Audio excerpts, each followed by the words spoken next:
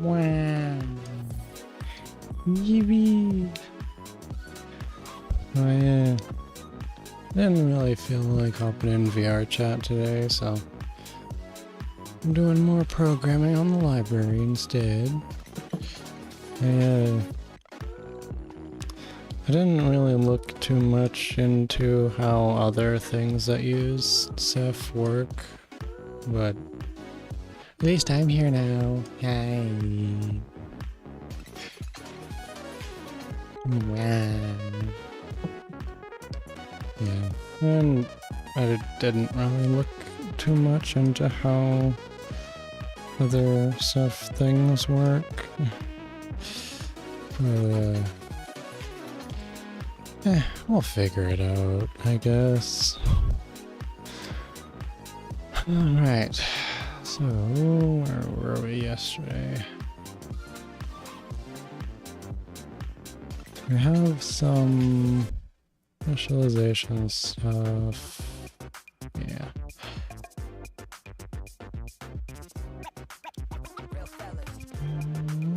Yeah. So I'm not too entirely sure how it all works properly, but I have some amount of code copied down from the examples that CEF Glue provides. So I guess we'll see if this works better. I've changed this bit here to be more like the CEF Glue examples and kind of gotten rid of all of this part since they don't have any of that part. But I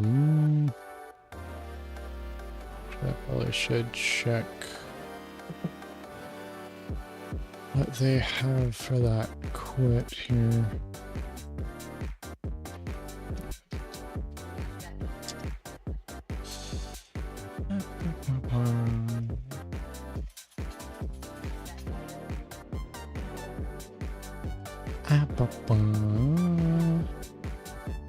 So for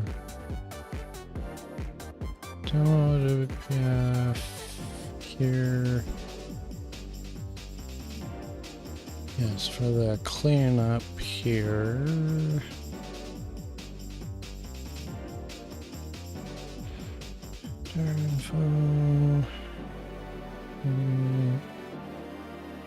Yes, I'm probably not really gonna clear the cache out since it might end up being some stuff that would be more worth keeping in it. But CEF runtime shut down though.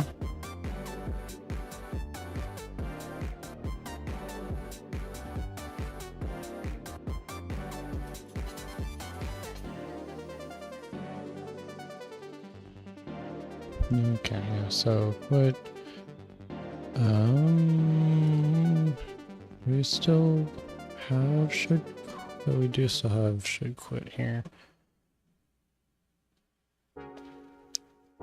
Which we have do message loop work for CEF runtime there still.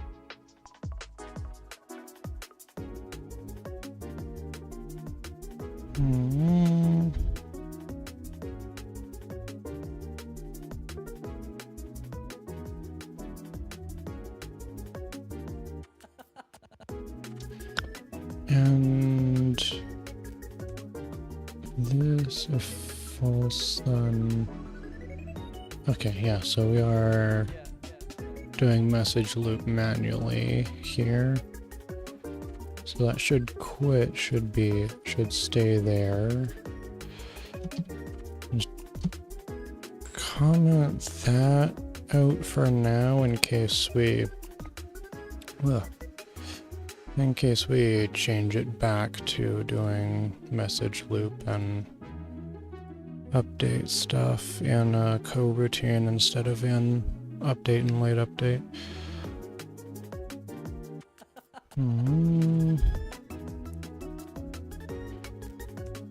Reload, which, yeah, goes from there. So I don't think there's anything else that we have to change.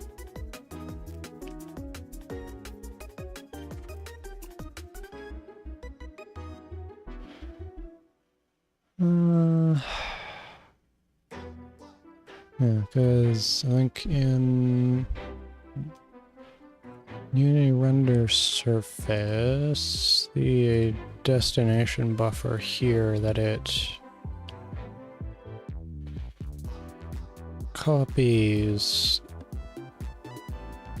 the render buffer into points to location for that texture,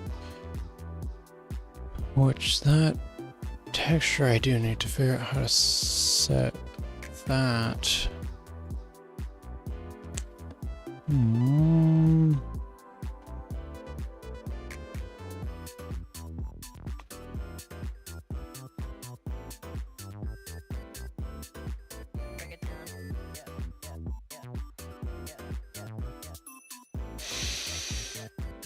So does the render stuff have to be called? How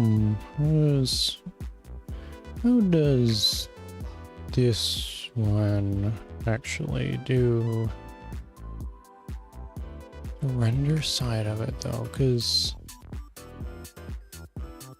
like a WPF here has render surface, which does all render stuff to it.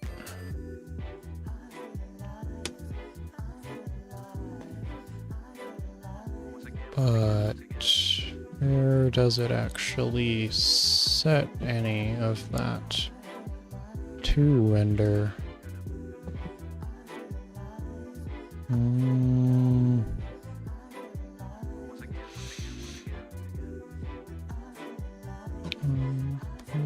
Start and title change. Address box. None of that.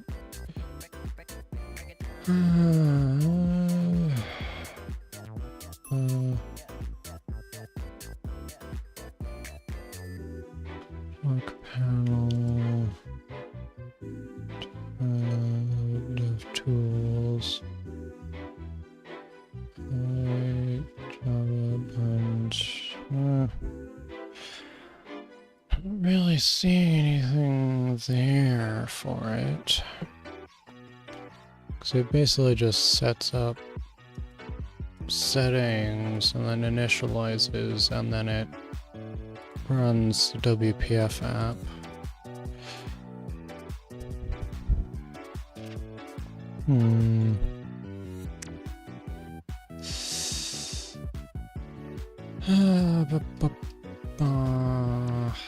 So where does WPF render surface actually use that? Where is render surface of this, which is off-screen control host and WPF control?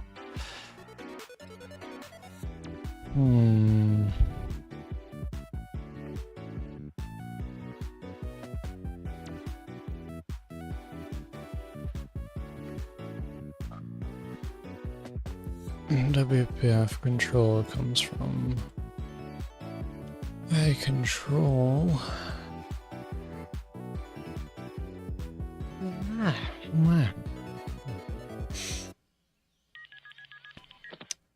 And the screen control host also comes from my control. fun.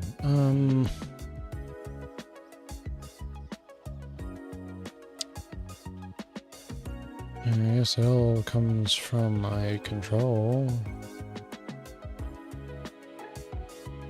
But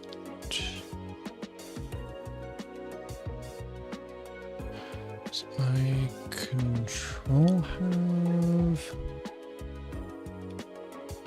change menu, set tools tab, open context menu, cursor.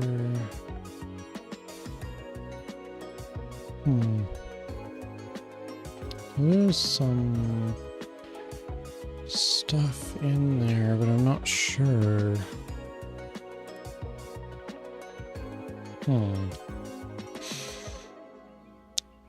This is certainly interesting to try and figure out here.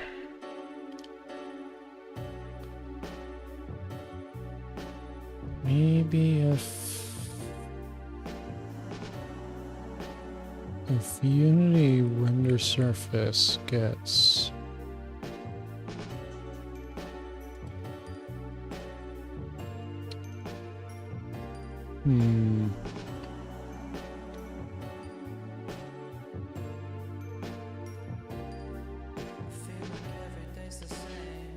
actually, I guess, yeah, begin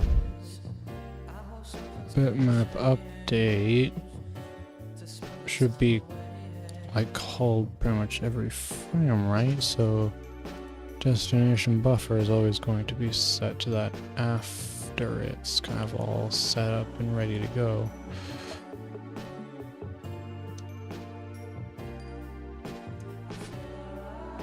So if I set that to public static, and then in here, in awake, I can set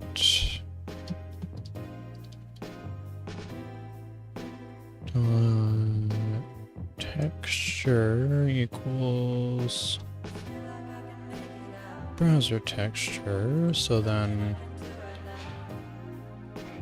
I should pass it all the way back to this texture 2D.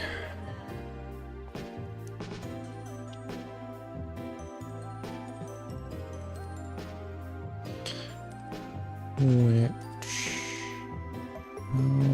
actually I want to set that to the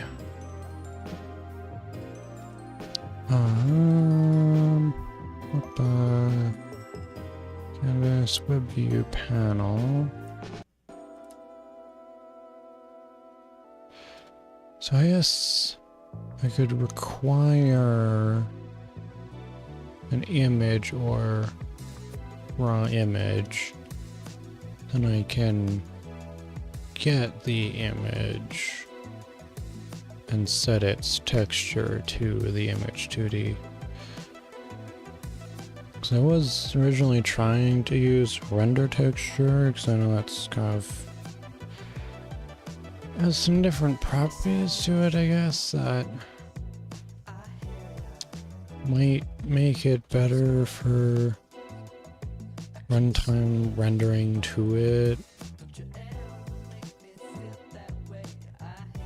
But it seems like it's gonna work easier with the texture 2D instead.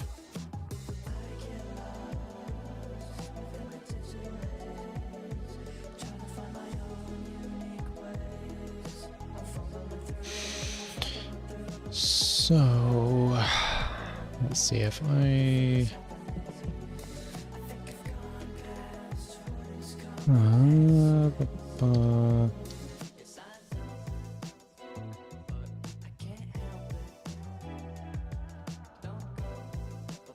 type of...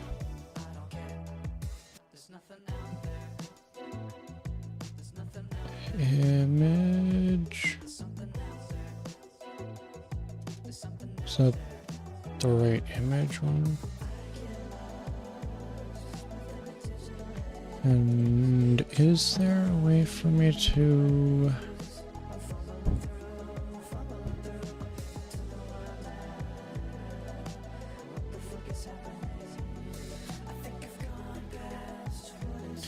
So is that... Here we go. So does that actually require all of the listed ones, or... I'm gonna set it to raw image, because that's what I have in there right now. And then let's...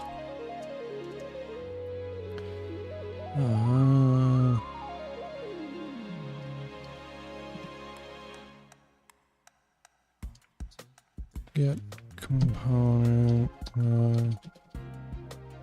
image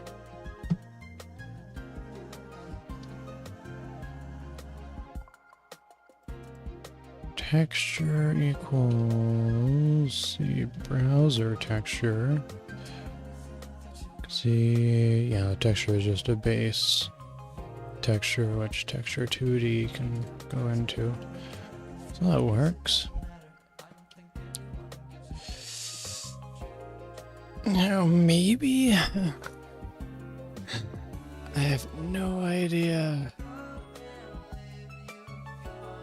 So I'm gonna test it out here. First, right,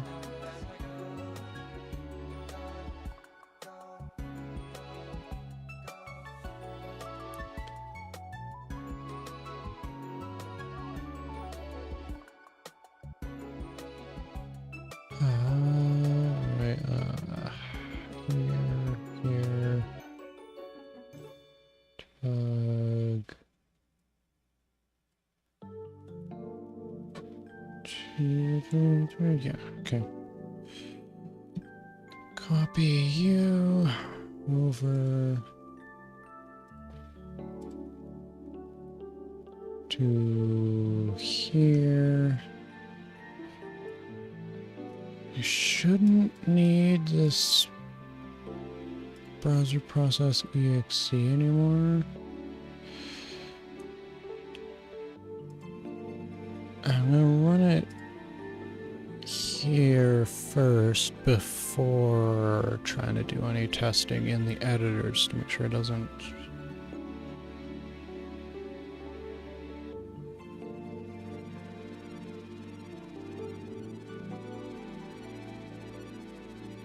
Oh, right, because I changed the mono-behavior serialization. I do actually have to rebuild it. Forgot about that. I changed what's all here, so I have to actually do a rebuild of it so it knows what's all here properly.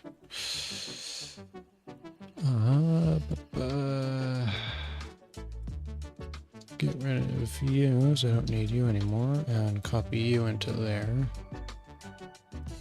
So now...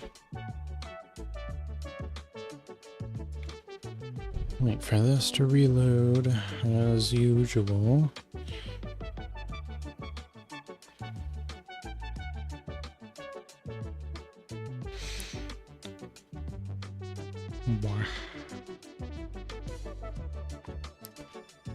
Then...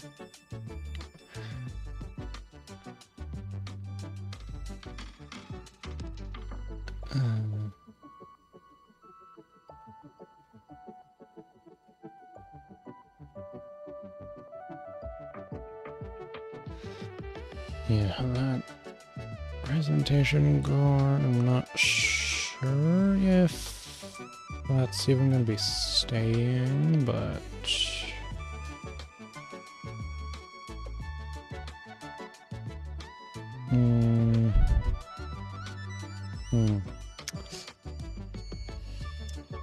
see here. Presentation core and framework are both needed. Which, I mean, I could copy like directly from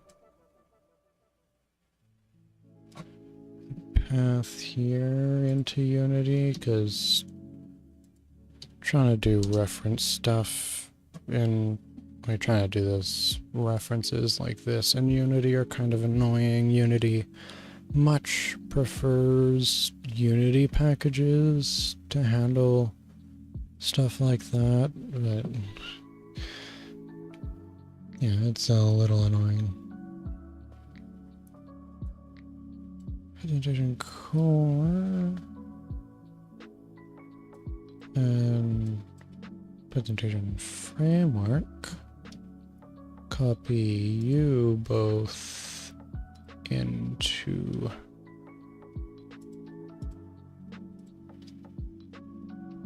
here. Now you should be able to. Unless there's another one that's missing.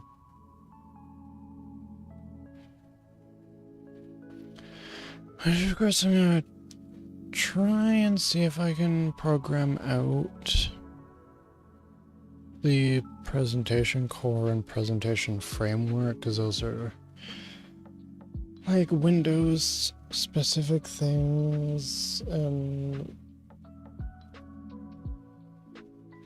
kind of mainly for like other 2D.NET programmed apps, not really for Unity things, so it's probably not too great.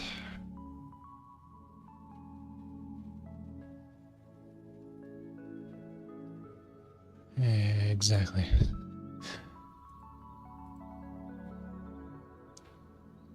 Yeah.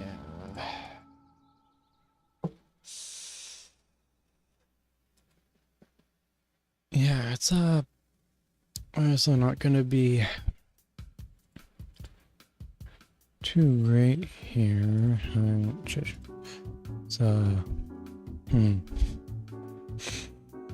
Having those included is gonna be a fun thing to try and program out of it.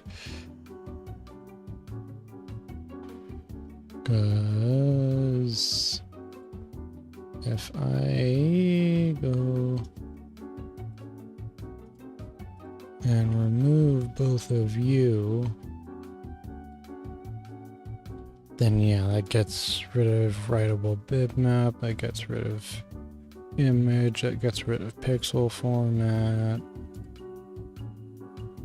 that gets rid of this image dispatcher. Yeah, it's probably gonna be a decent amount to rewrite for this stuff. Of course, the pop-up stuff isn't gonna work like at all. Does Unity have pop-up stuff? Hold on.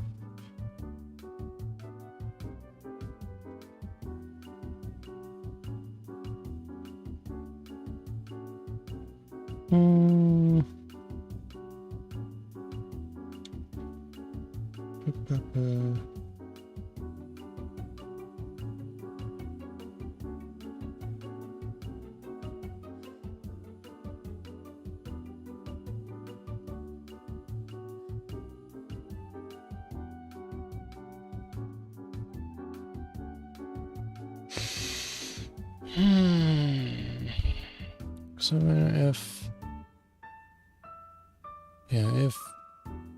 Unity has pop-up window stuff like this, then I can just plug in Unity's stuff to do it, and it would probably work the same.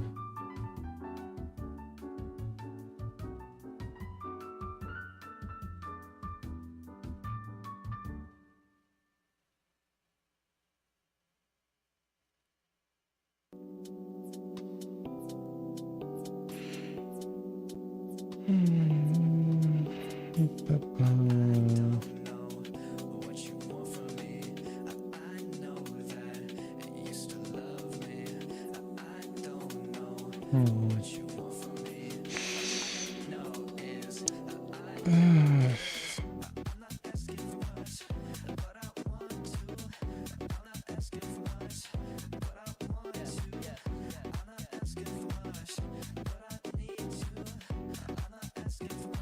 I'm not sure there's really a very easy way to...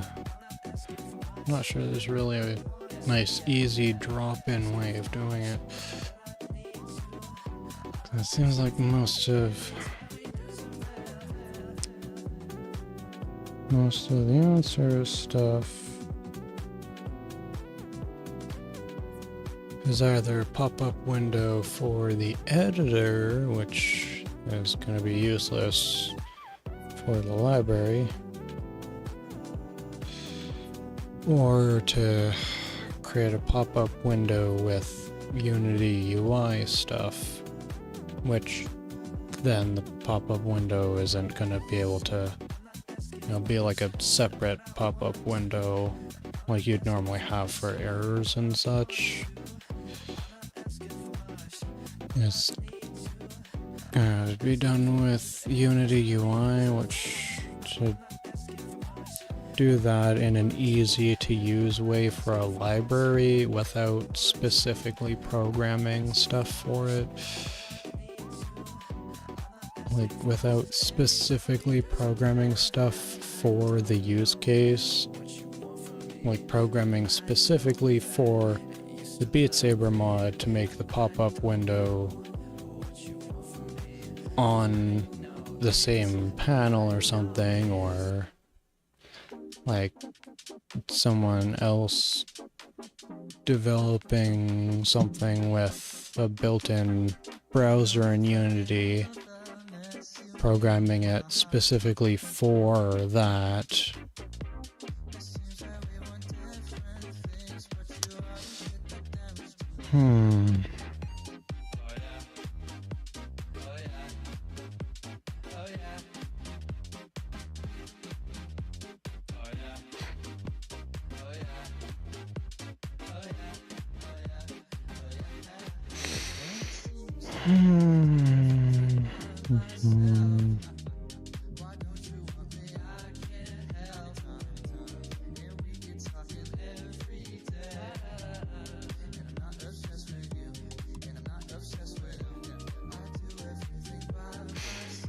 Yeah, there really isn't anything great that I can find about it.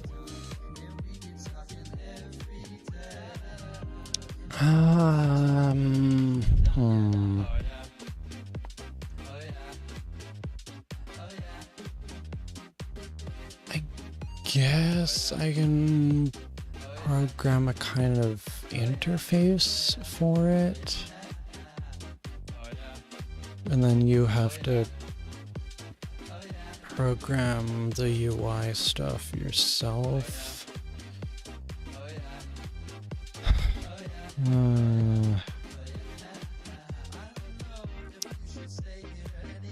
Yeah, this move and resize isn't gonna really be possible. Open and close could be...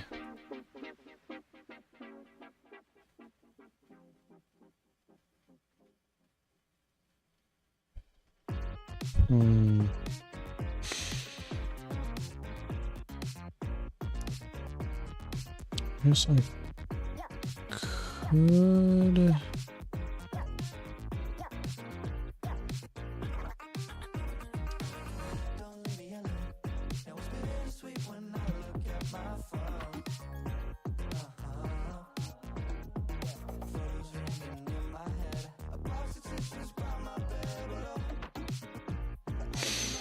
Yeah, the move and resize probably isn't going to be needed for that.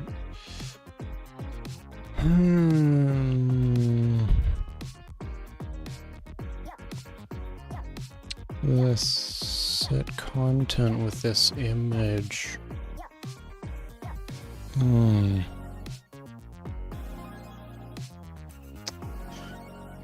I can do set is open for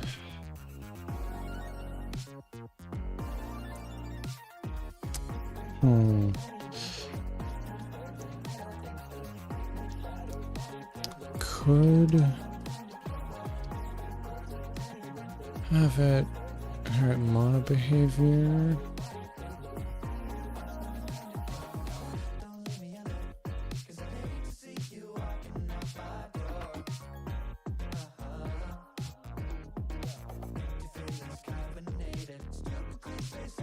Or it's not gonna like that. Okay.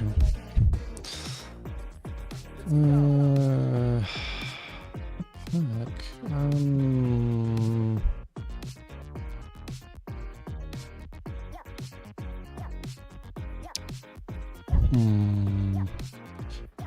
So how would I do this then?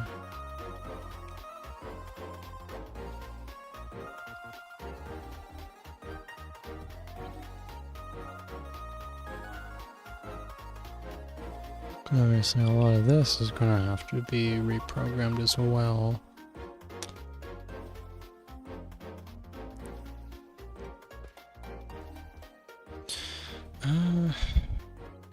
So like,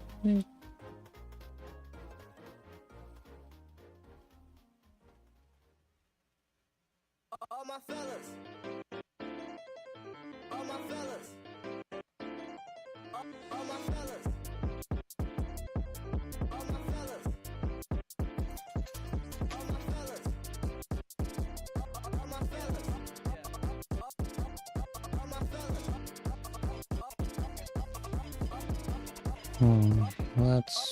That's not very useful.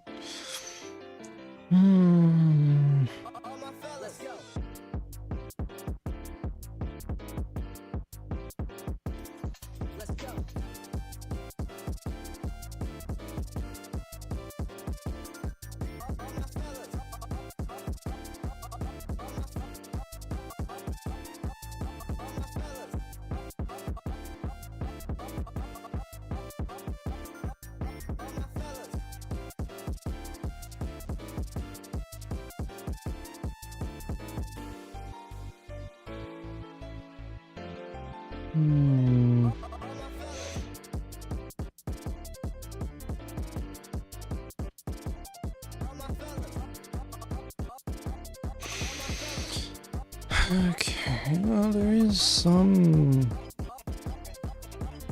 UI tooltip stuff.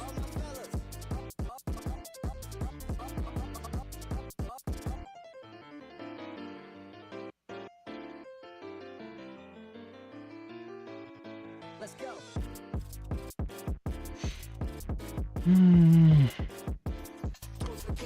There is some tooltip stuff, but I'm not sure it's gonna work the same as this.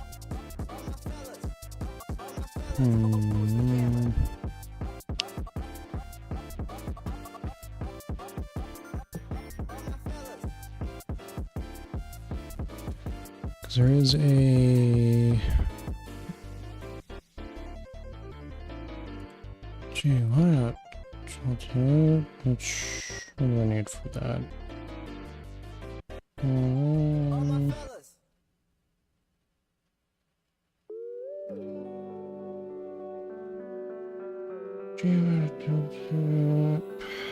Need...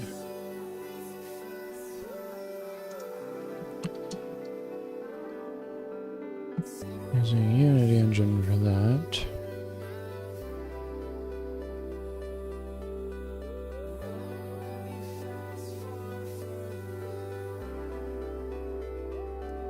Really?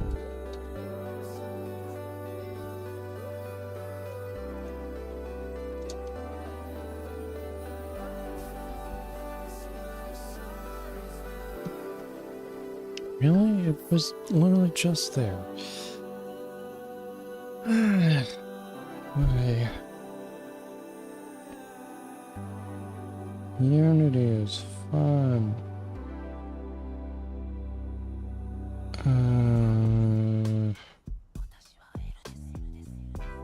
Like, does it have to be a mono behavior or something?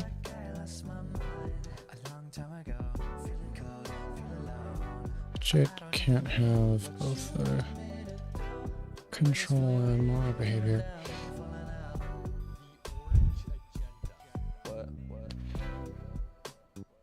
Which can this to motor behavior and control. Okay, so it can come from all the way down here. Okay, so we can do it from down here and work our way up. Alright.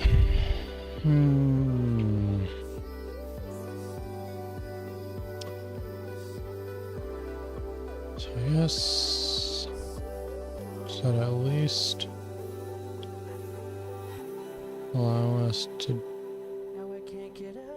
do bubba boom?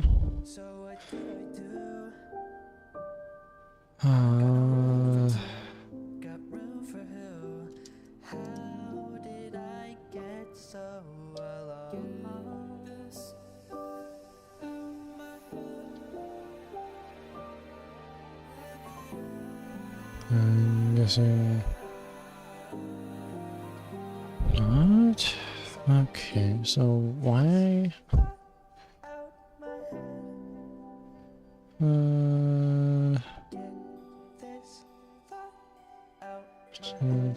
Scope. Window function.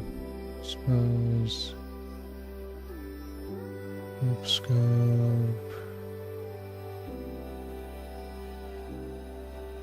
Scroll view scope. Clip scope. Layer scope.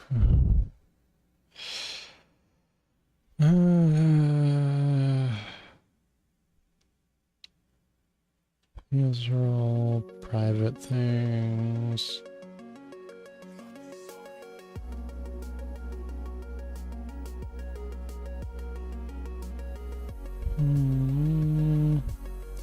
Choose new depth. Just how I will. Split material.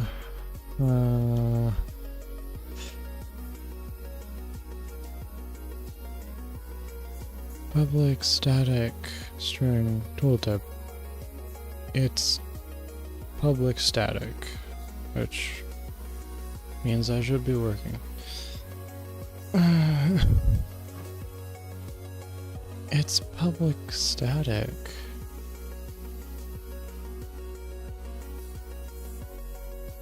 So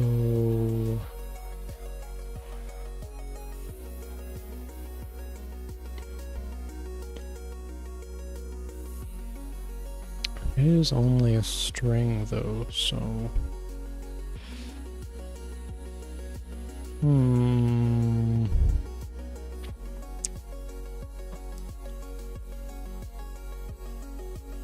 this might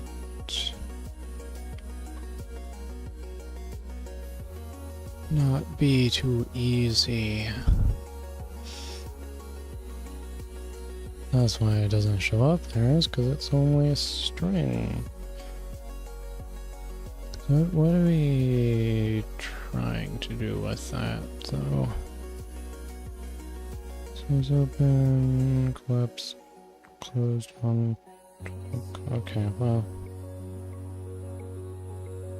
I guess really none of that's even needed for UI tooltips.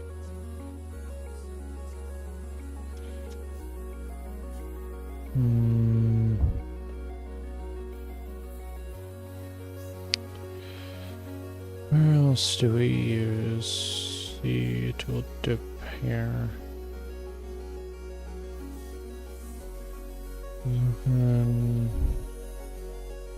So that's probably not needed either.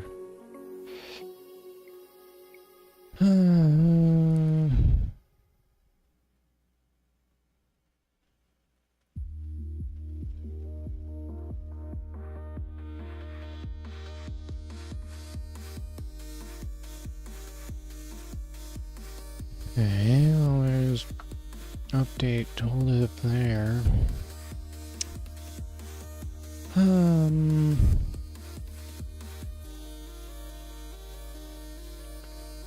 Drag probably. None of this drag stuff is probably needed, because that would have to be. So in Unity, it says first render the browser to a texture. The texture is being put into an image component on UI on a canvas. If you want to have drag and resize functionality for that, you have to do that Unity UI side, so all this drag stuff probably isn't needed.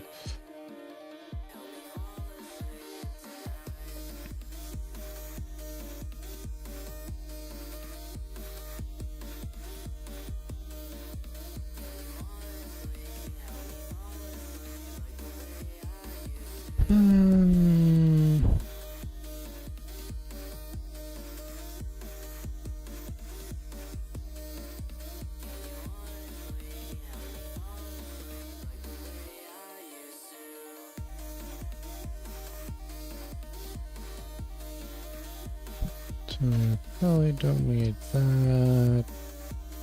Don't need either of those. Probably don't need that.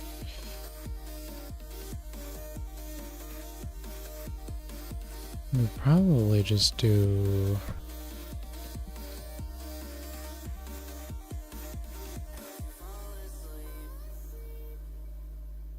which one I mean is just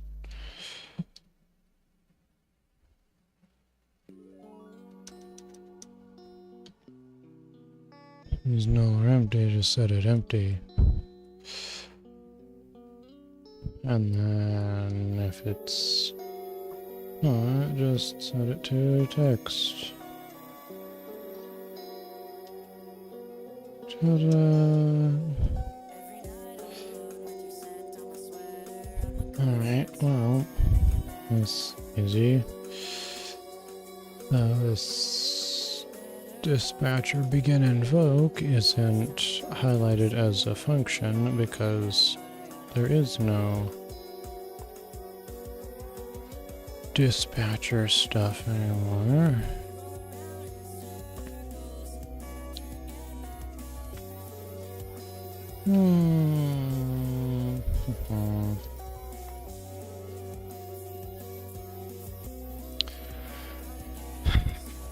This framework element,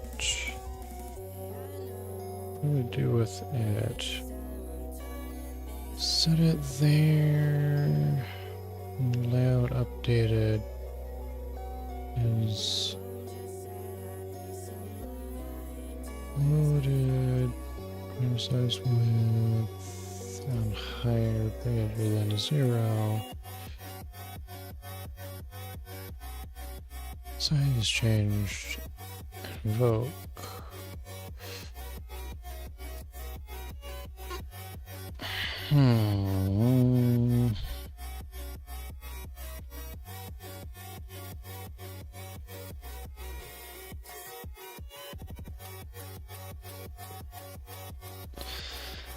It's all very complicated stuff. That's all very deeply ingrained into like Windows .NET programmed 2D apps. So trying to reprogram it over for Unity is complicated, to say the least.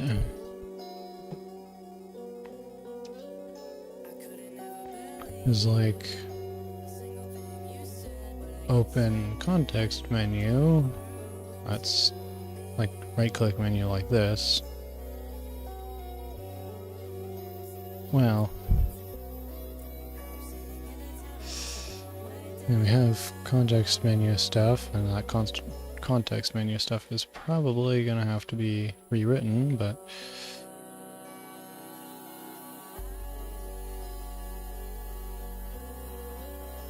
because it's Unity Engine stuff. Because it's Unity UI stuff here. Which it's an attribute for method. So I'm not sure this Unity Engine context menu stuff can even be used for that, because it's an attribute for a method, which means it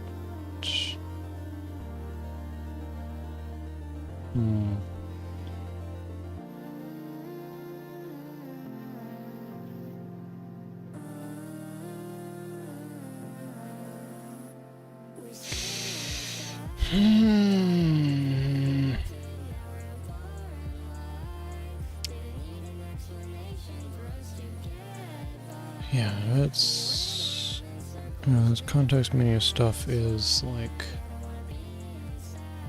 we're having, I think, like being able to right click on some of this stuff. Yeah, like being able to right click on stuff like this is what it's more for. Copy property path, or yeah, like that localized properties, probably a context menu one. So the context menu stuff is more for editor stuff like this. Not so much for other context menu stuff. Fun. So I probably have to write my own context menu UI stuff. That's gonna be fucking fun.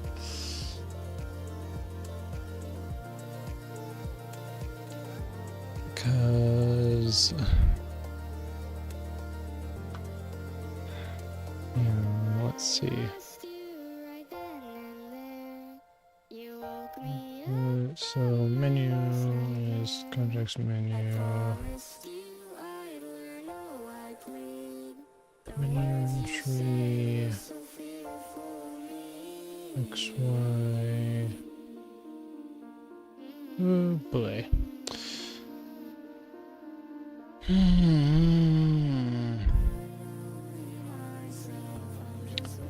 I probably could write some context menu stuff that would generate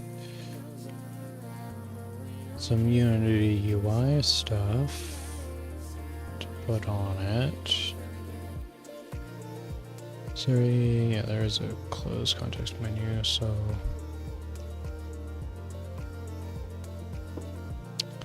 I could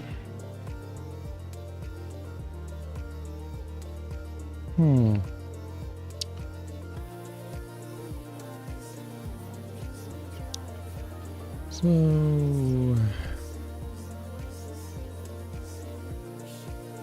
that's a new item.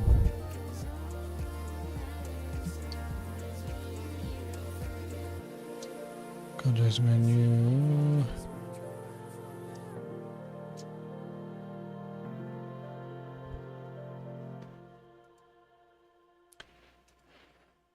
So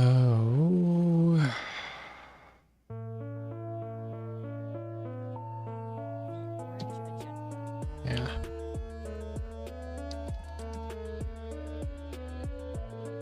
Using view, which probably confuses a little.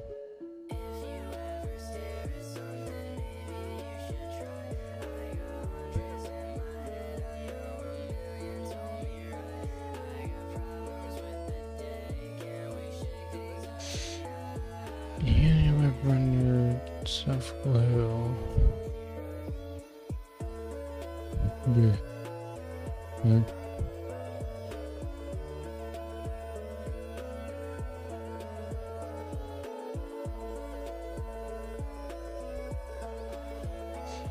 If we are rid of Unity engine, then mono behavior stuff.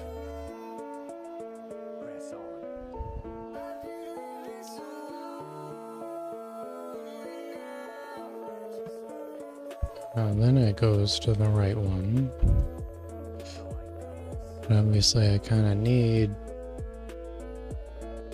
Unity engine in here.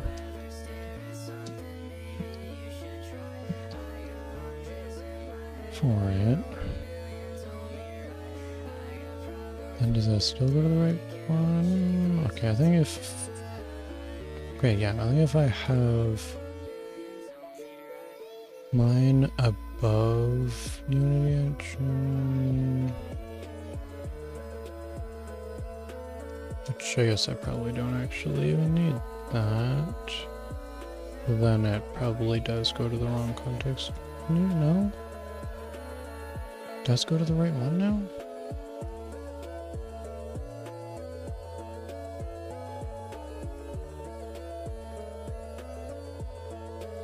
Okay. I suppose that works.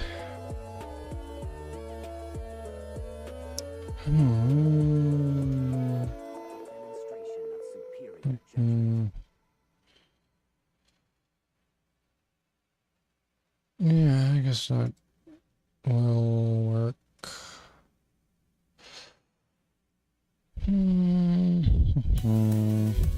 So what is this menu entry stuff?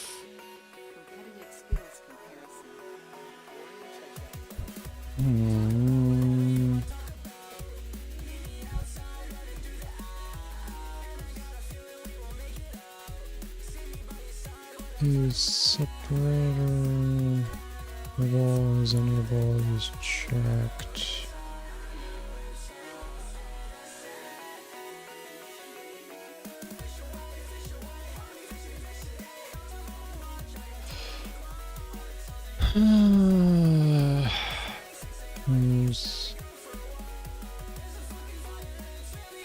CEF model. Okay. Don't touch it or you will burn.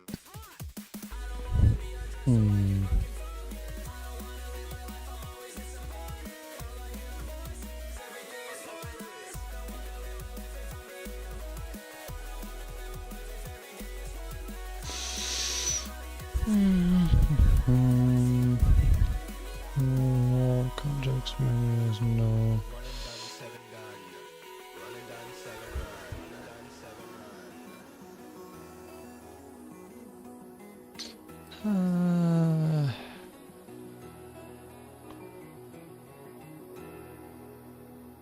Yeah, so the control that context menu. Yes. My God, this. The more I work on this, the more, like, the more I work on this, the deeper and deeper it gets into things that I have to rewrite for Unity. God, it's just constantly more and more stuff that I have to do.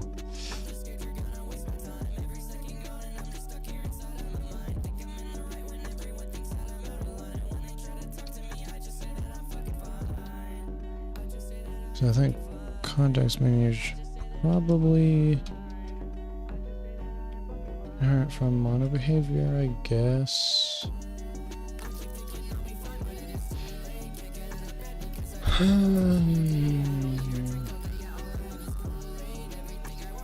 Or should I actually be inheriting from panel or something?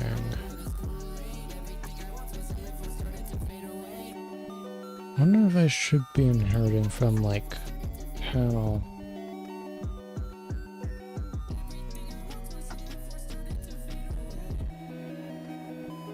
if panel is like even a thing, but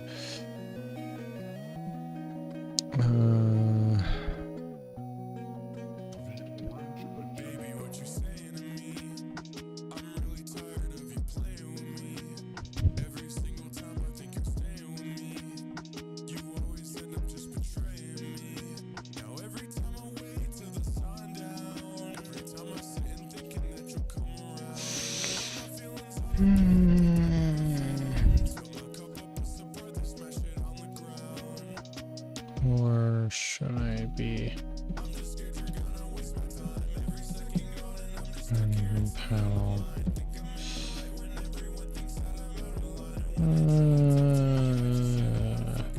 Maybe not.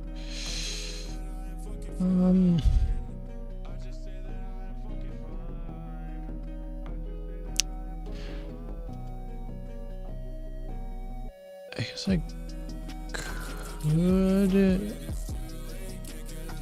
inherit from rect transform, maybe? If that can even be inherited from? So I guess if I can inherit from rect transform, there will be some stuff, which I'm guessing the position is probably top left. Yeah, I'm guessing the position is going to be up top left. So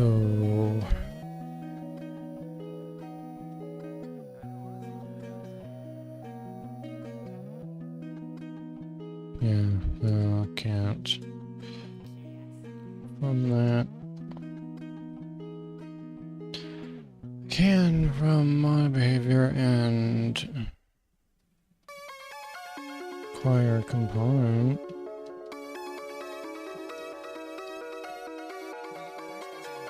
Work transform, I suppose.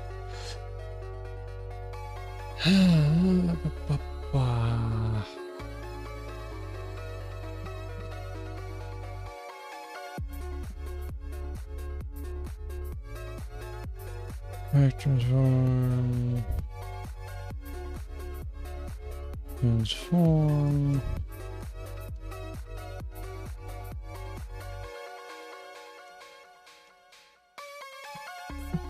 So yeah, so that is null for now, and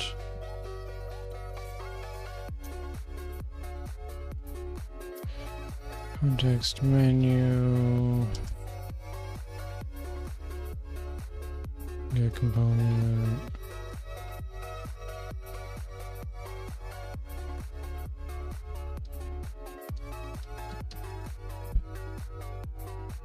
Yes, well, I should,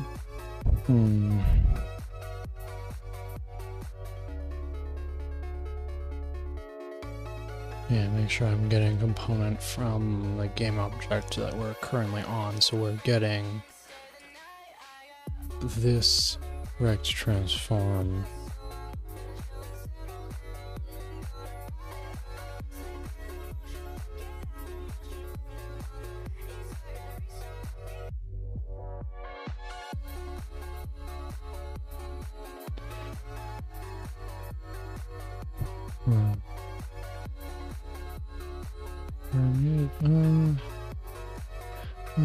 Because,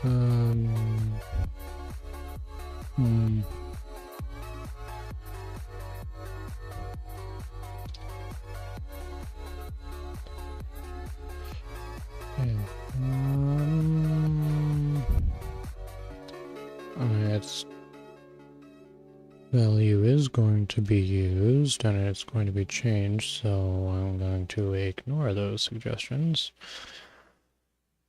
I'm going to ignore those suggestions at the moment.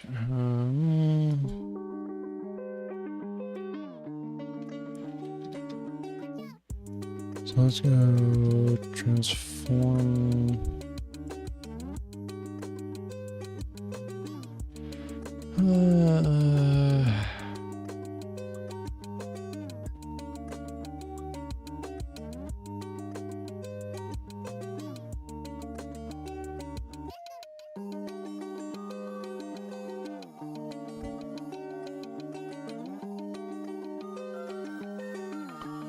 Yes, I probably should public context menu. That is, yeah, that is still coming from the right one at least.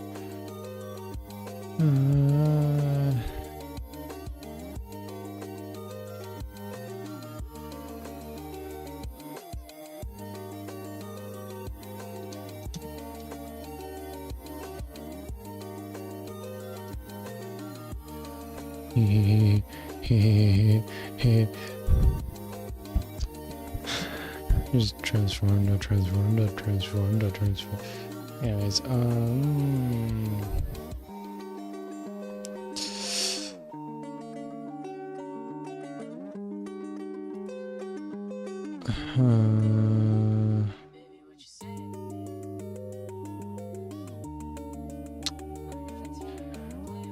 I need to... it should be getting this transformed though, right? Because you to hide the inherited transform. So it should be getting the Rex transform, right?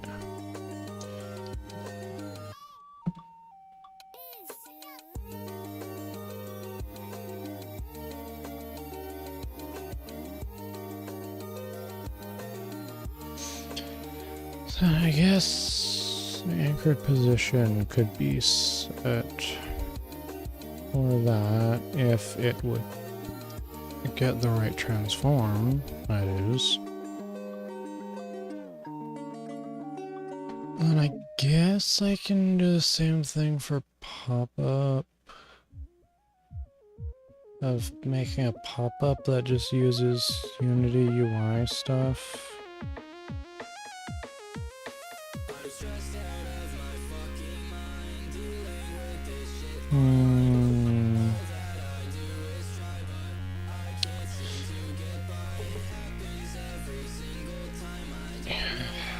I guess I'm doing the Unity UI stuff for context menu anyways. Might as well do Unity UI stuff for the pop-up. Right?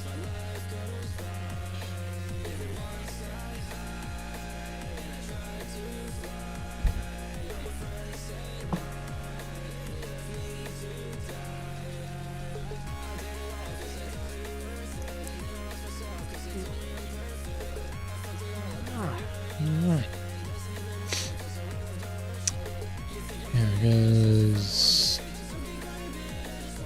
from delete that now.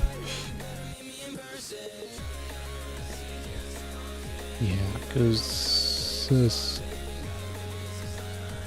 framework element.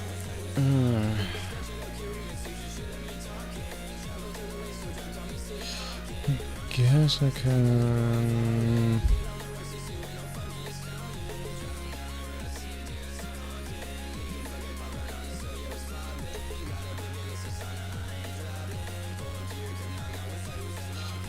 Just Windows.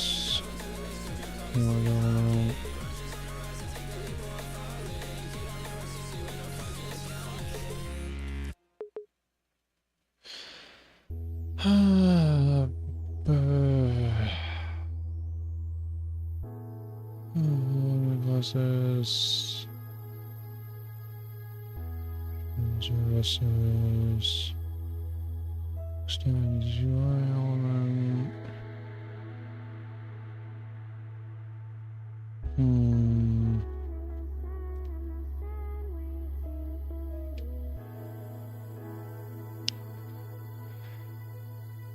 There's quite a lot with it, though.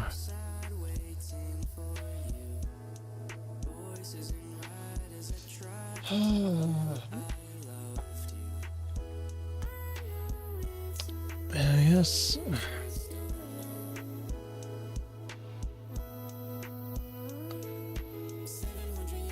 I could either try and find or write out all of my own UI framework that can basically just like keep all of this written as is, and then have a UI framework that can basically act as a translation layer between all of this written for WPF and actual like Unity UI stuff. Which obviously there's kind of a lot of stuff here. But I guess it could work? I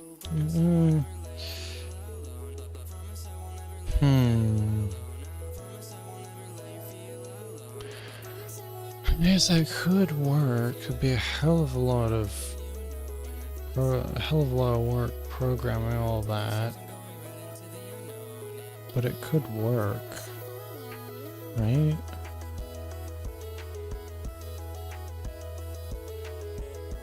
Again, it's basically acting as a translation layer, which I mean, like, you know, there's Unity UI and Unity input stuff for things like mouse leave, mouse move. Like I can do stuff like that, like, you know, key down, key up, mouse related stuff. The drag stuff might be a little bit more complex, because that will have to do with actually translating and moving the UI elements.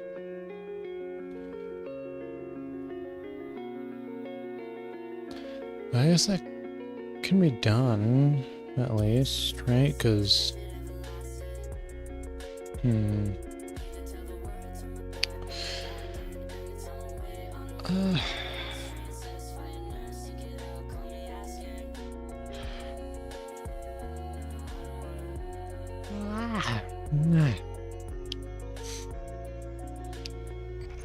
I guess because the drag stuff would basically just translate the transform position over and around. It'd be a little bit more, well, depending on how it's implemented, I guess.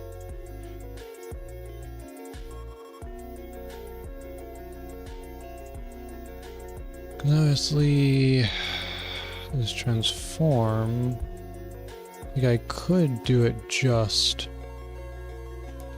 drag it around by position on a plane, this, without any depth movement.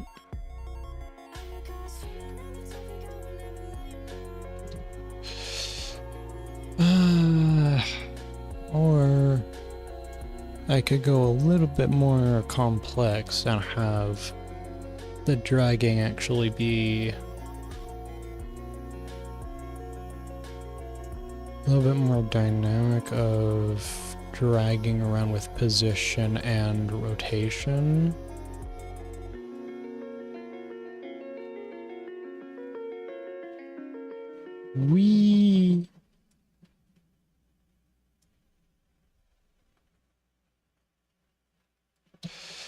Yeah, it's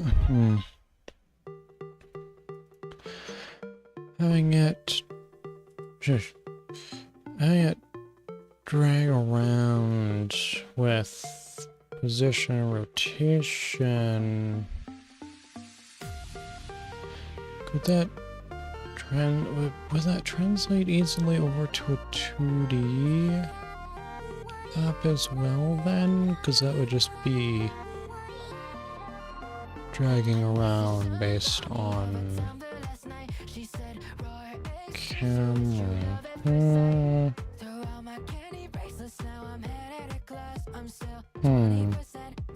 Well,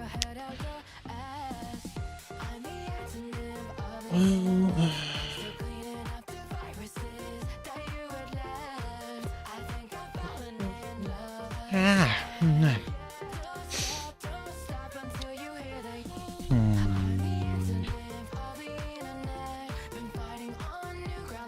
If I do it by, as I could have like a bool or an enum or something for drag type. And it could be like 2D drag of just XY position on a plane. 3D dragging, which would be from the view of the camera. So it would kind of be, you look at the panel, you click to drag it, and then as you're dragging you look around and it stays kind of locked with, following, like kind of tracked to the camera to drag it around, which would be obviously position and rotation. And then 3D VR dragging, which would be controller tracked, because obviously, you point your controller, you point your controller at it, and then, because obviously you point your controller at it, and then you go to drag it around with your hand, having it tracked to your head, or having it only move kind of on a single plane instead of being able to drag it around wherever. Be a little annoying.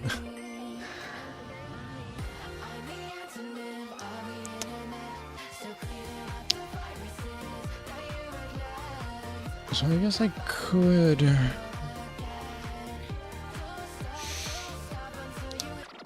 do some kind of Unity UI translation layer framework.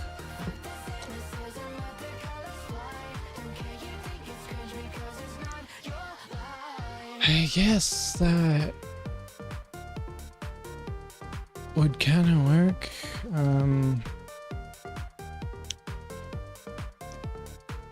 If I'm doing some big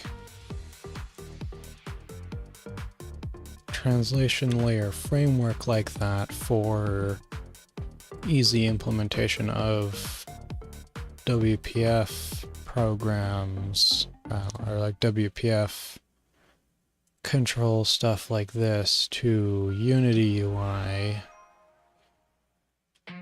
I probably want that to also be a separate library for people to use just on its own, and then if this, use that library, and then my Beat Saber mod, use this library, so it's dependency chain of all just things I've programmed.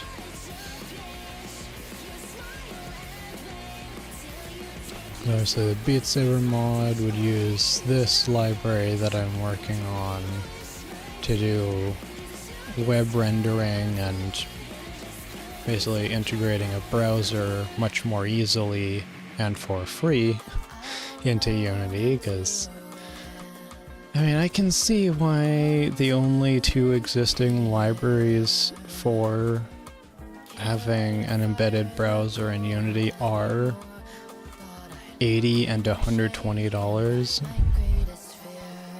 It's kind of a lot of work to get this to function.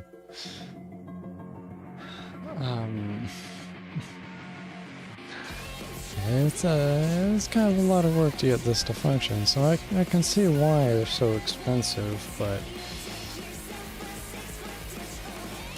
when I eventually get this done, it will be released for free for anyone to use however they like to be able to much more easily just integrate a browser into their Unity project. And it'd be mostly just import the library and its dependencies, make sure some stuff is set up right for it, and then just kind of add the browser component to a panel they want the browser to be on, and it works. So, you know, it's kind of, I want it to be a really simple implementation of it that's just really simple and easy to use, of basically just drag and drop a single component onto the panel you want the browser to show up on, and then it just works for you, instead of needing to do a whole ton of your own programming to actually integrate it into your project.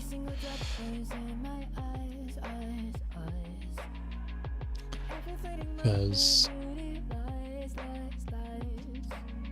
yeah, with my Beat Saber mod would mostly just be integrating stuff into, like, being able to set up panels for, like, just being able to set stuff up and actually instantiate the panels wherever they're wanted to be set up in the settings menu for it. So it's mostly just kind of integrating it into Beat Saber as a browser sources mod.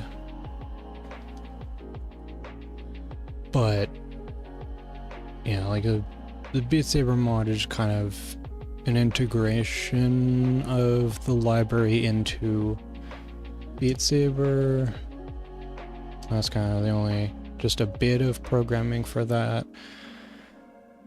But most of the work already done in the library here, where you just drop it in and it'll have pretty much all the functionality you'd need. And then maybe like a bit of programming if you want to do something like, again, browser sources, like for the Beat Saber mod, just a bit of programming for custom for like custom instantiation and placement, stuff like that. But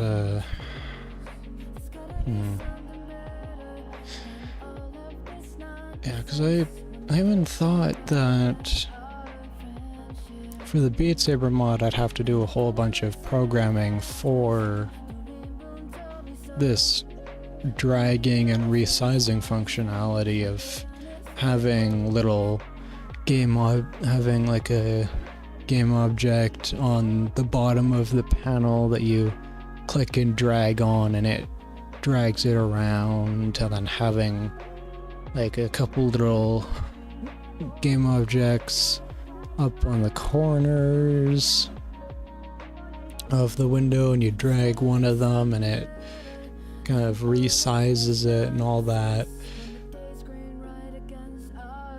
But really, it seems like kind of all that functionality is going to end up just programmed into the library itself. And I was originally going to be just rendering, of having it just simply input a URL onto, like, put it onto a panel, input a URL, it renders the it gets and renders the page. That's about it. That's really all I was gonna have it do, because that's really all I originally needed for the Beat Saber mod. But then I saw someone ask about using Discord or something like within Beat Saber, and I thought, well, it probably would be good actually to have interaction stuff with it, so you can actually do things with the browser instead of just rendering. I was going to have some amount of interface stuff in the library, but a lot of the actual like Unity input stuff you'd have to handle yourself and then call the right interface stuff of the library, but that also might all end up being just kind of integrated directly into the library. So then it's just drag and drop it onto a panel and you have most of a browser. Yeah.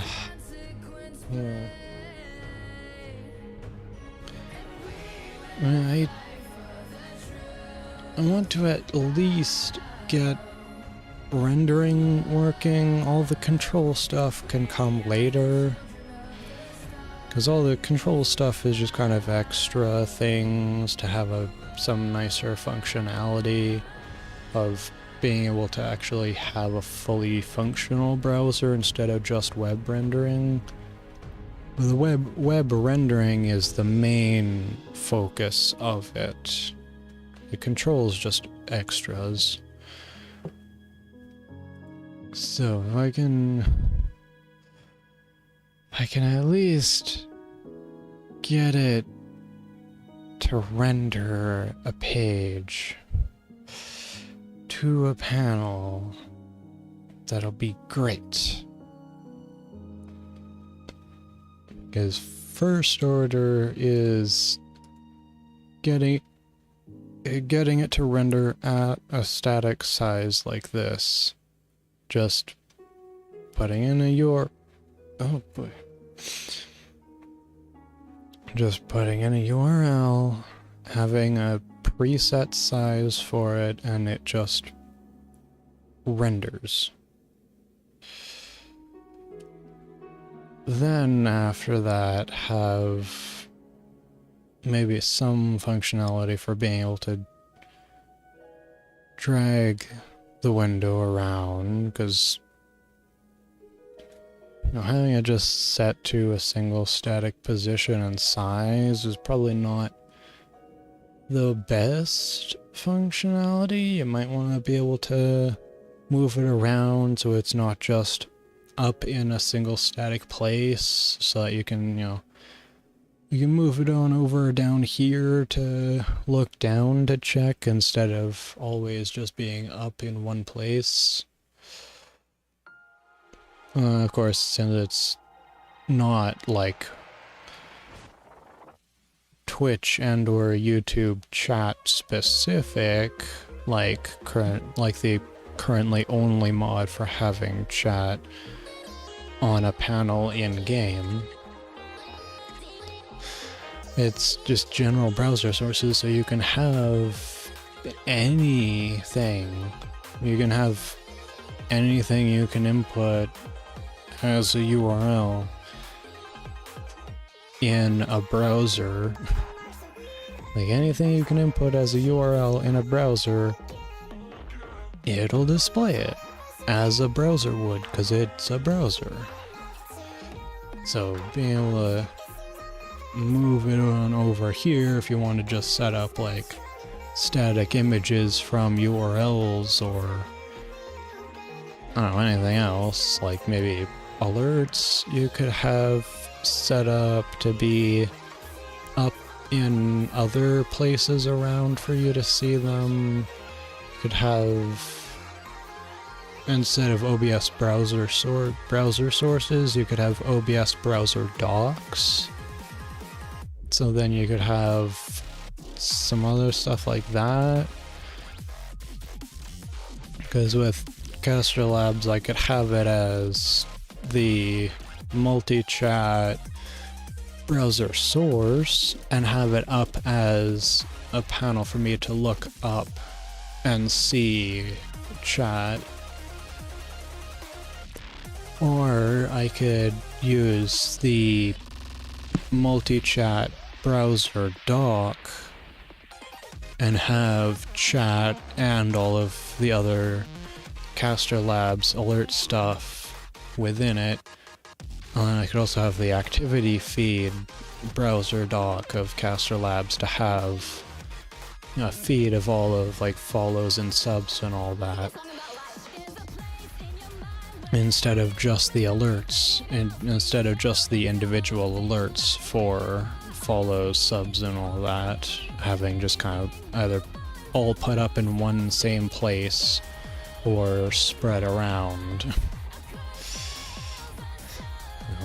So, yeah, if you can put it into the URL field of your browser, you can put it in as a, you put it into this library and it'll work the same because it just is a browser integrated into Unity.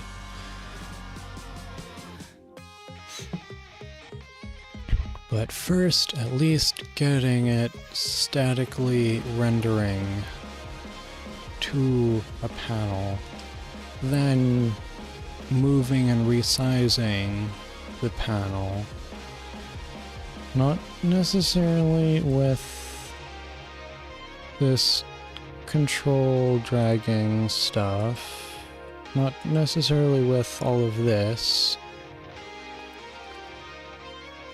but just in general being able to move and resize it a little bit more dynamically, which, and for texture and all that, isn't the easiest, because in order to resize it I have to call this anytime it's being resized to change the width and height. Or do I have to, is width and height?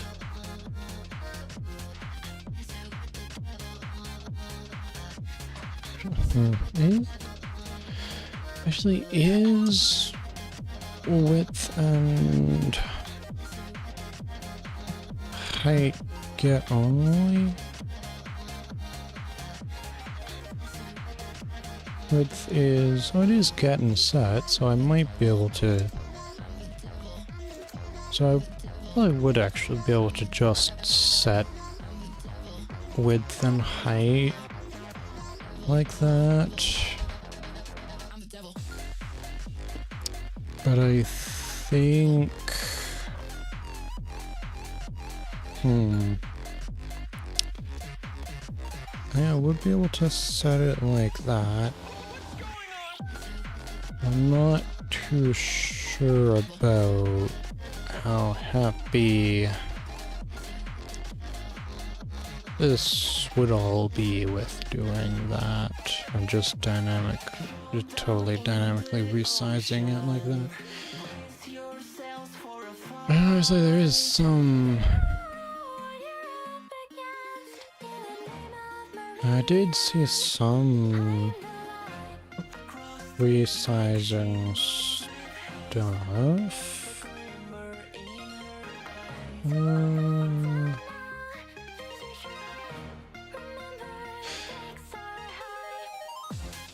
I did see some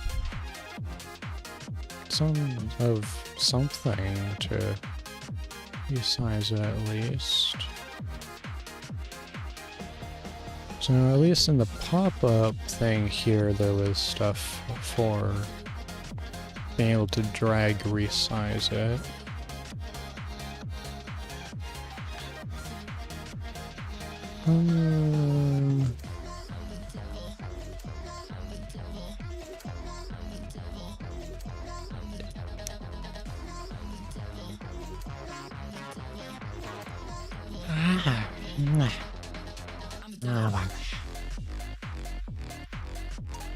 Yeah, so I think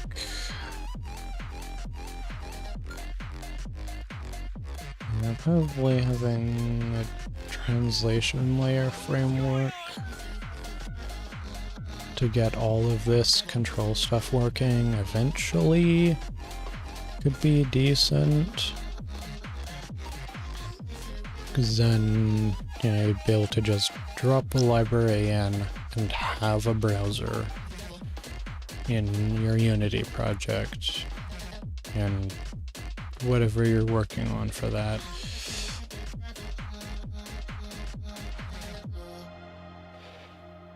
And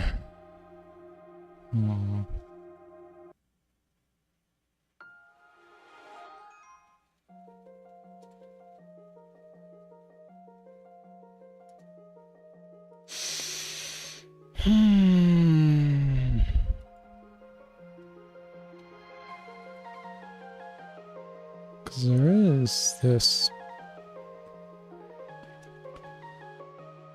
size changed call.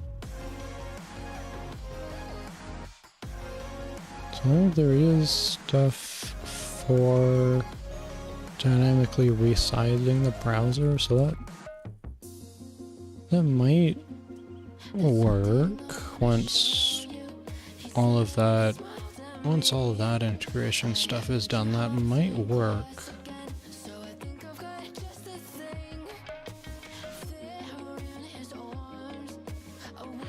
But so far for right now, though, I have to at least get it rendering and displaying.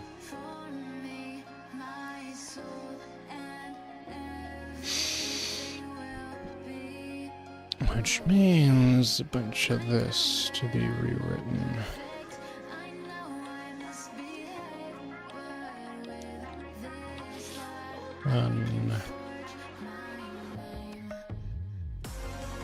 Because image here, obviously this has to totally change to something to execute stuff on render thread. If you implement something for executing stuff on the UI or main thread, could implement some of this dispatcher priority stuff.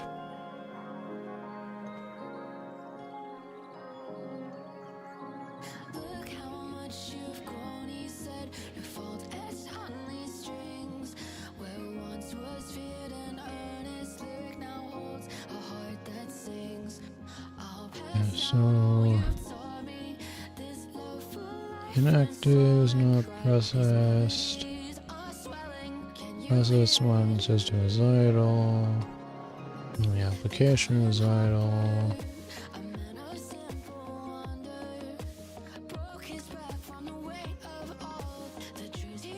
After background operations have completed. After all others are completed.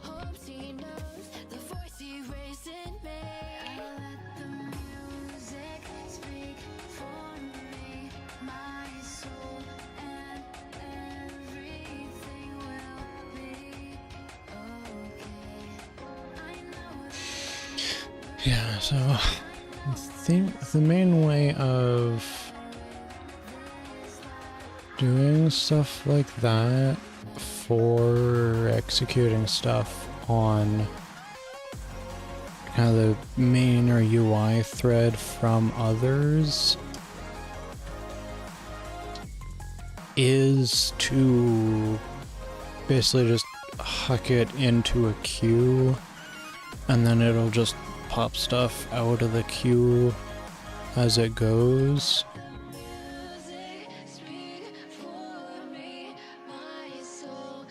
So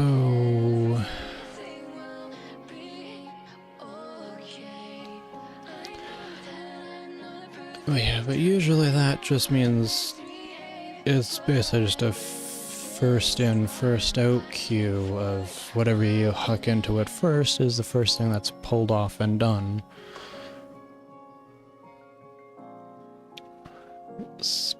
but I might be able to implement this priority system to be able to go through the list of queued things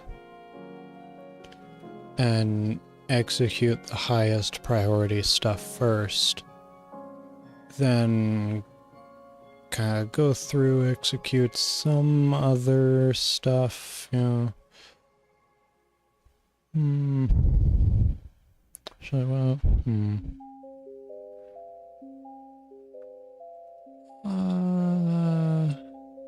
because coroutines aren't a totally separate thread, so actually I guess I could move the do message loop work back to a coroutine and then have that execution stuff in that coroutine, because the coroutine started on the main update thread.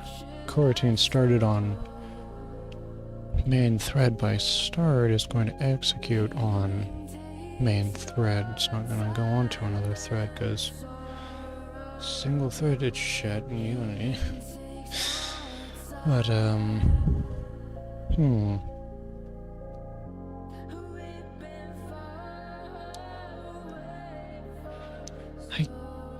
guess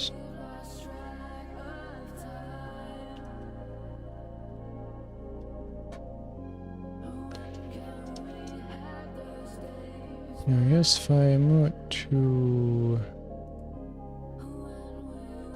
a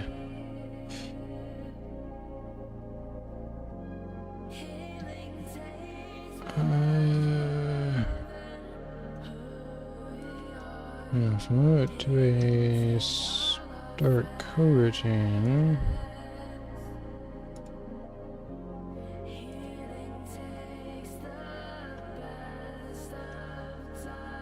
of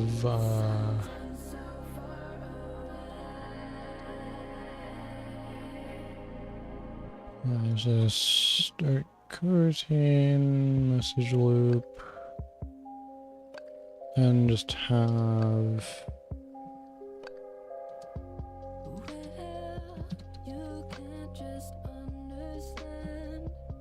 avoid message loop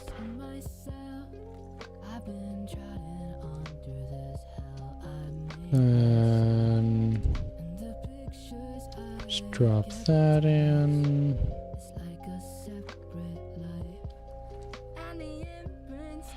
and take it out of there, and then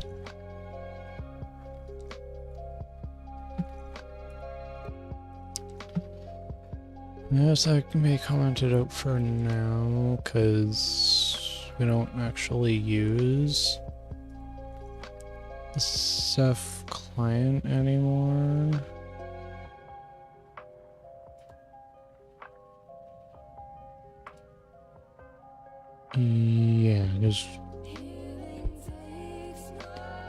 Yeah, we don't use that CEF client anymore. I just initialize and let it run, do all its stuff, and then render out to this browser texture. Which honestly, this output texture probably is also useless as well.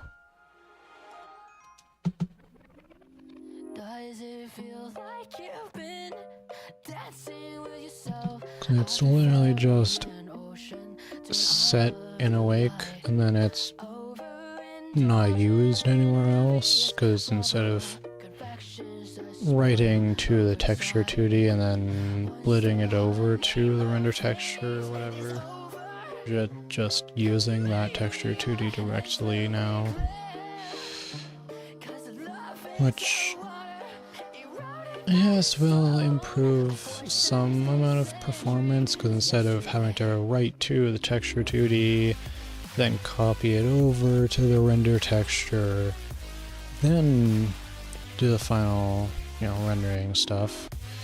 Now it's just going to the texture 2D and using the texture 2D directly.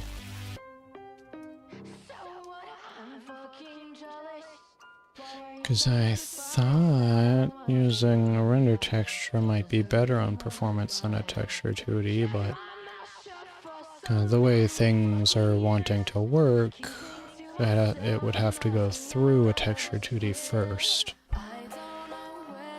It's kind of similar like wanting to run Steam VR wired on an Oculus headset. You can't use just Steam and wired. The way things work, you have to go through Oculus to Steam, which at that point you might as well just use Oculus without Steam at all, if you can, for whatever game you're playing. Because going through both just degrades performance. There's not really much reason behind it.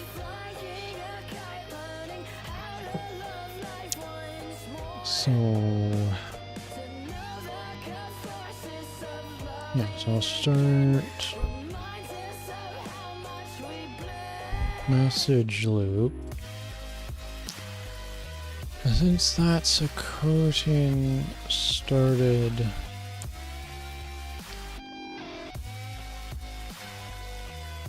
since that's a coding started on the main thread, that should be executed on the main thread too, right?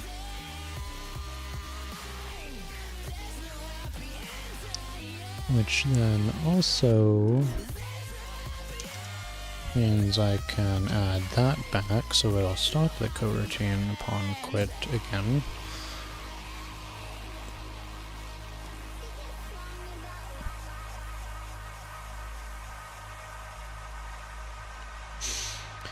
So then to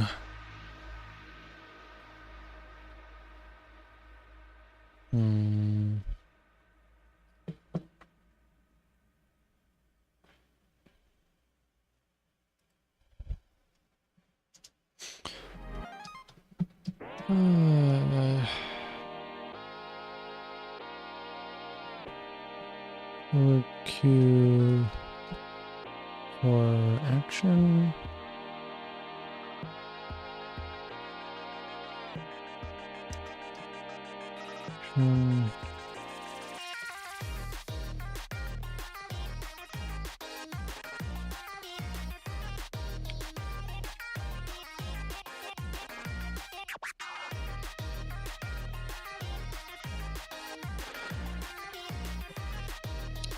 So make that would work, right?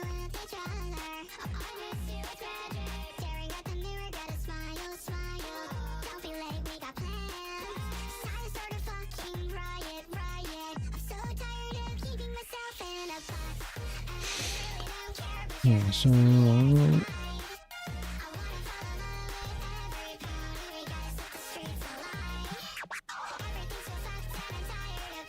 third Q.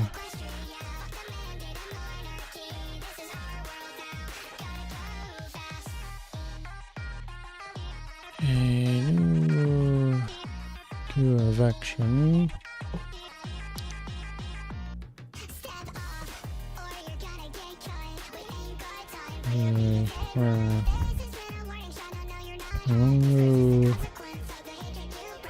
Okay, so I'm going to call the action and the priority, I guess. So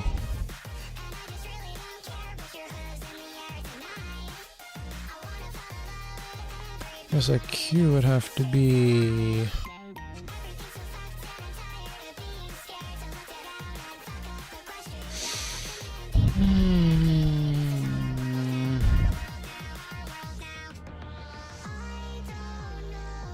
I guess using a dictionary could be better for that, right? Because I can add stuff to the dictionary, then I can go by And I can just go through.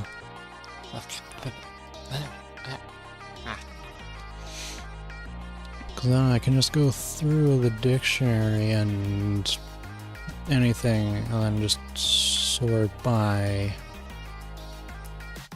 priority, right? So, action.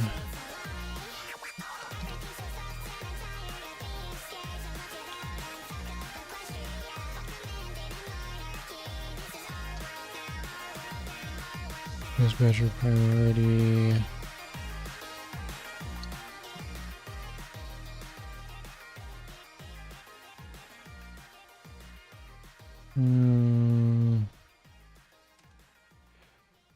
Blah blah, yeah, whatever. Okay, so the UI thread queue to the dictionary of action call and the priority of it, which it is just a plain action, so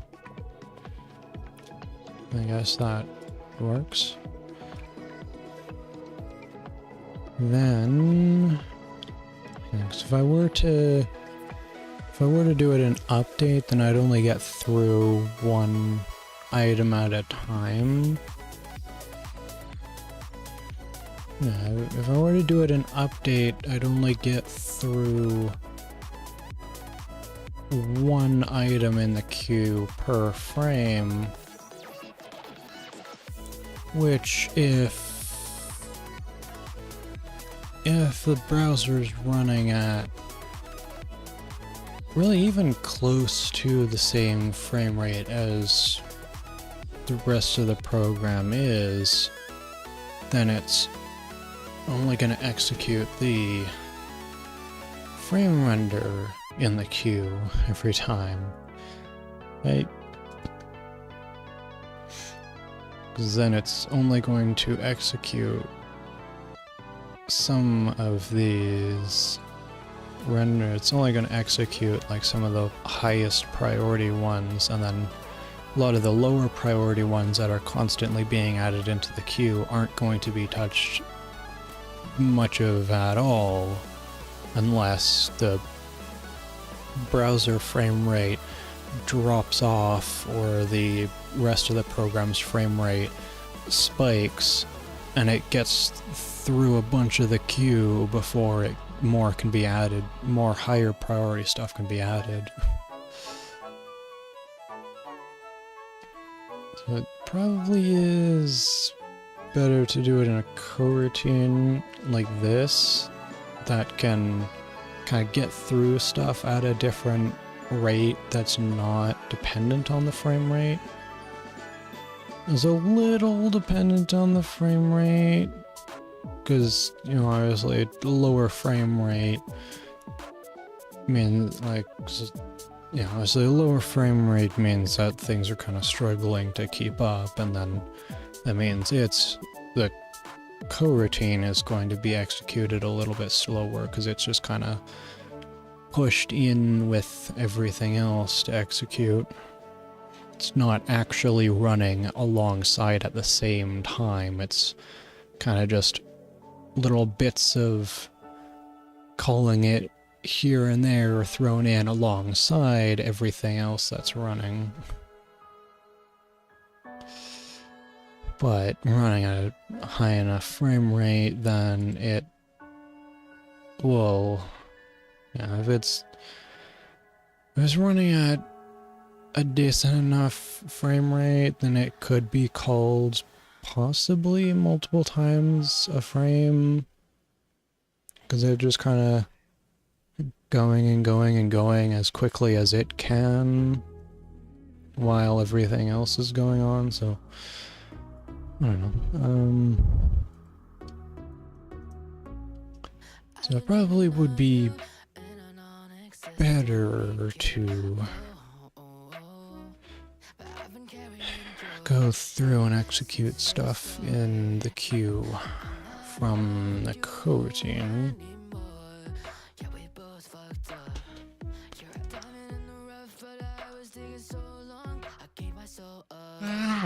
Meh. Meh. Yeah.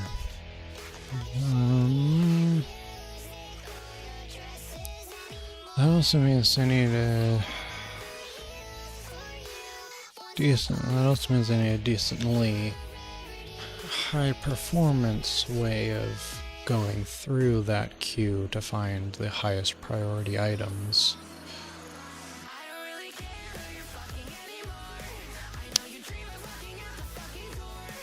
I need a decently high performance way of going through the queue to find the highest priority items, because just doing a for each loop or something to go through it, it's gonna be a bit slow if the queue starts filling up and getting rather large, which, yeah, that's gonna kind of be just a feedback loop, because if the processing of the queue starts slowing, if the queue starts filling up, the processing of the queue starts slowing down, which then causes the queue to fill up faster, which causes it to slow down quicker. And then it just kind of feedback loops into itself to just spiral out of control into where it's only getting one thing of the queue done every few frames, and multiple things are being added every frame. That would not be good. That would not be good at all. That would be very not good. So...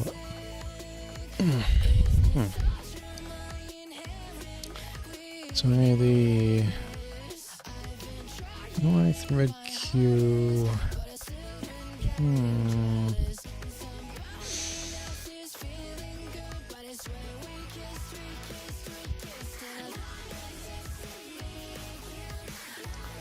Use parallelization over query. Maybe there's a way to. Yes.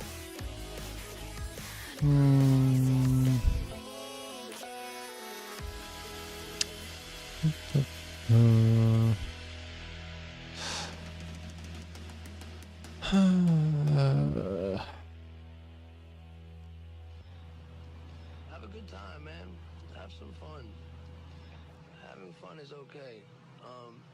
Get some love in your life, whether that be another person or just loving yourself, man. I'm pretty sure there's some stuff for that, right?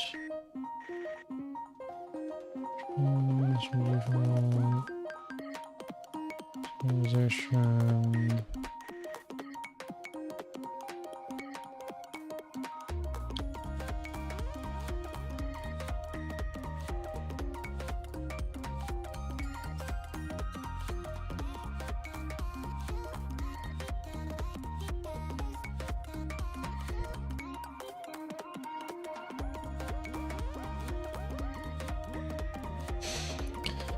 I could order by...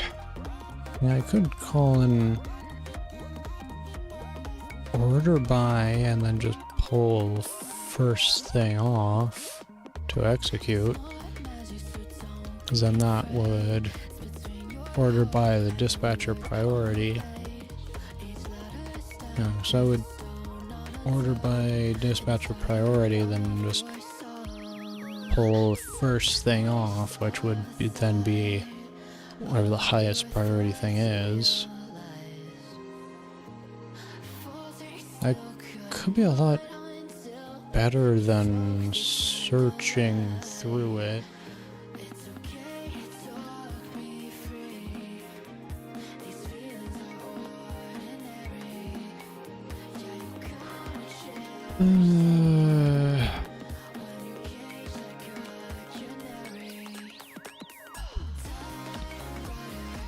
Yeah, so instead of doing Oh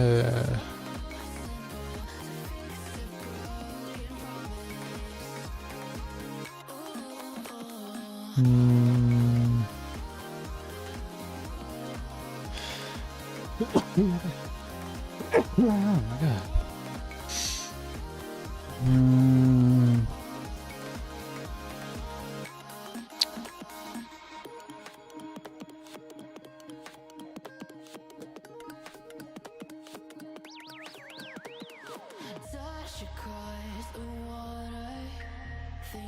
Yeah, there's not really anything that's too great for quickly searching through it and grabbing the first thing that's the highest priority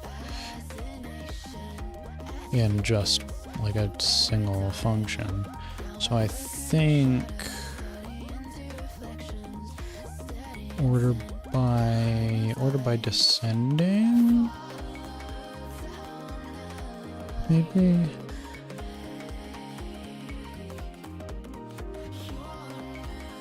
I may order by descending pull off the top, because adds it to the end, and I want to execute the highest priority thing that was added the oldest, so the highest priority thing from the top.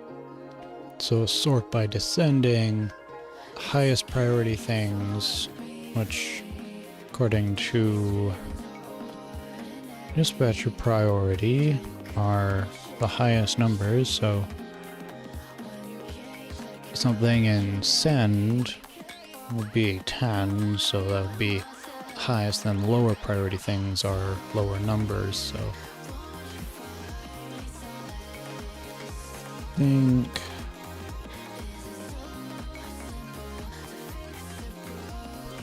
order by descending, then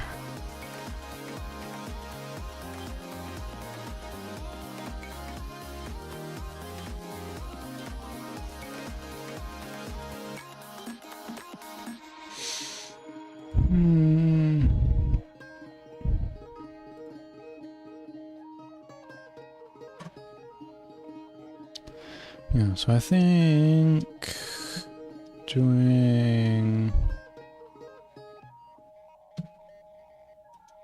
KV into this. Yeah, so that should pass in that key value pair, get out a key. Yeah, so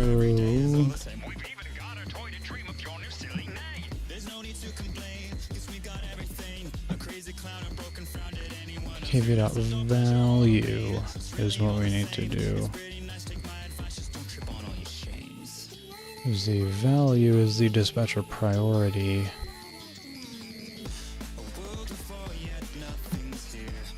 Then UI third queue first item. Then the key, which is the action.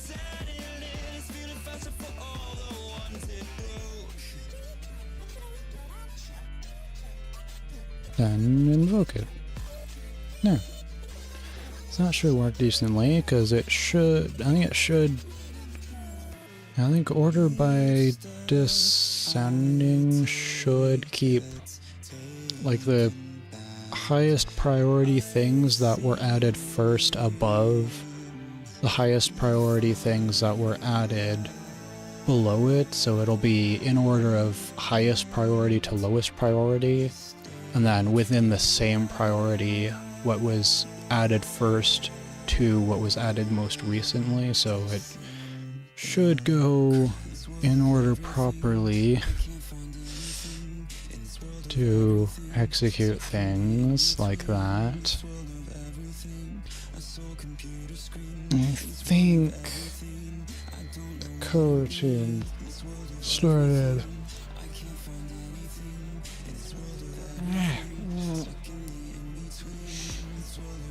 I think a coroutine started on the main thread will execute on like anything called from that coroutine will execute on the main thread because it's coroutine started on the main thread. The coroutine function is called from the main thread, which means anything called within that function is called on the main thread. So that should work. So that means we secured a UI thread here.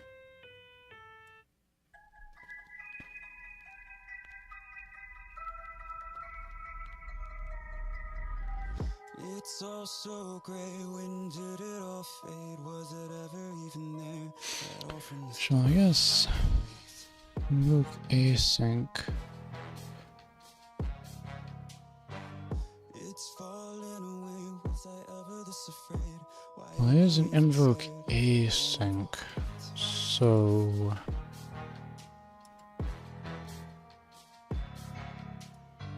being able to return a task of it.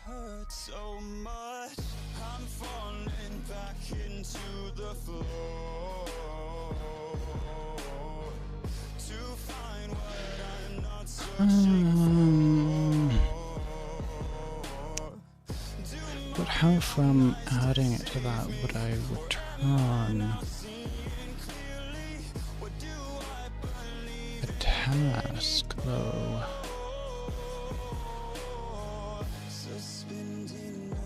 I don't think I really can.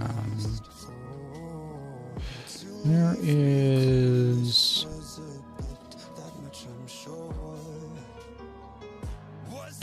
So execute a UI thread.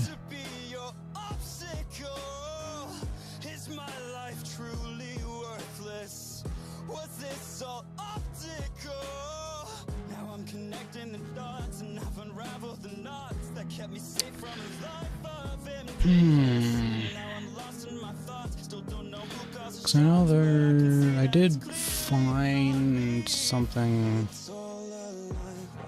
I did find something for that. For executing something on main UI thread in Unity.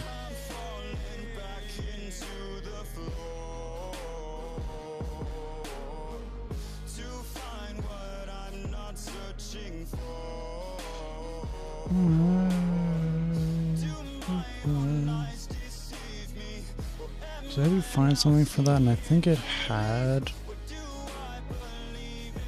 Q async that would.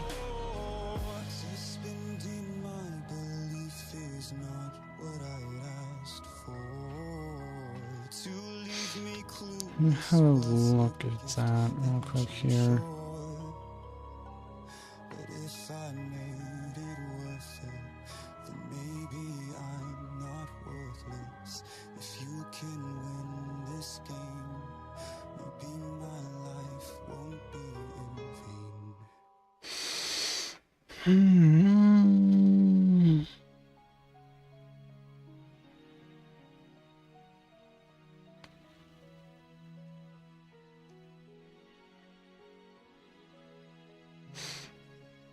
So,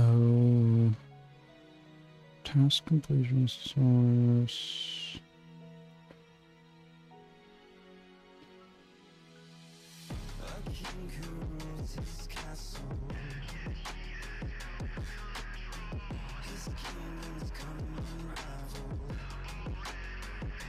Okay, so I might as well have an enqueue service invoke async. So I might as well have an invoke async that can queue it up then.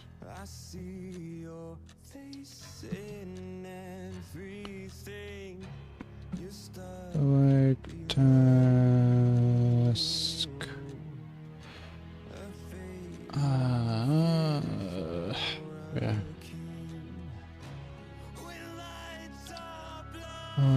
Let's invoke async, and it's a some action. Dispatcher priority. So that basically just doing it kind of the same as this is.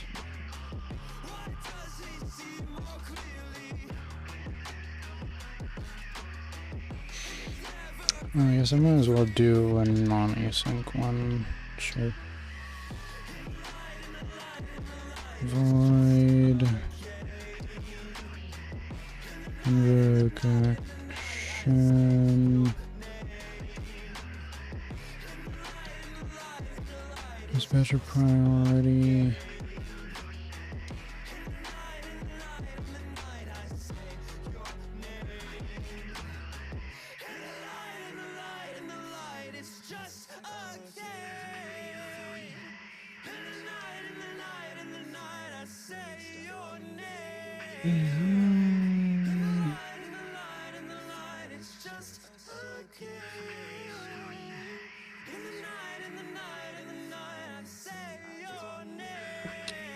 So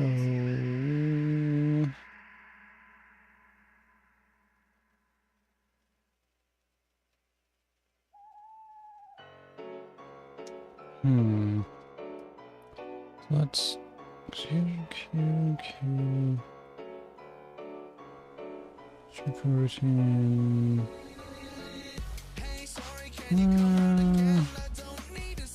So how does this turn this here? Count grade 0. Well, it's okay.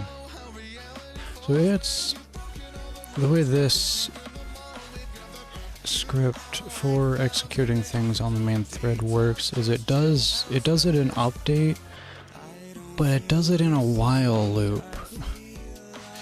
There's a while loop in update that goes through the entire queue. Which obviously if the queue gets to be any kind of decent size in between frames, that's gonna tank frame rate. And I don't think that's exactly how CEF wants it to be done. 'Cause I think... So I think CEF kinda...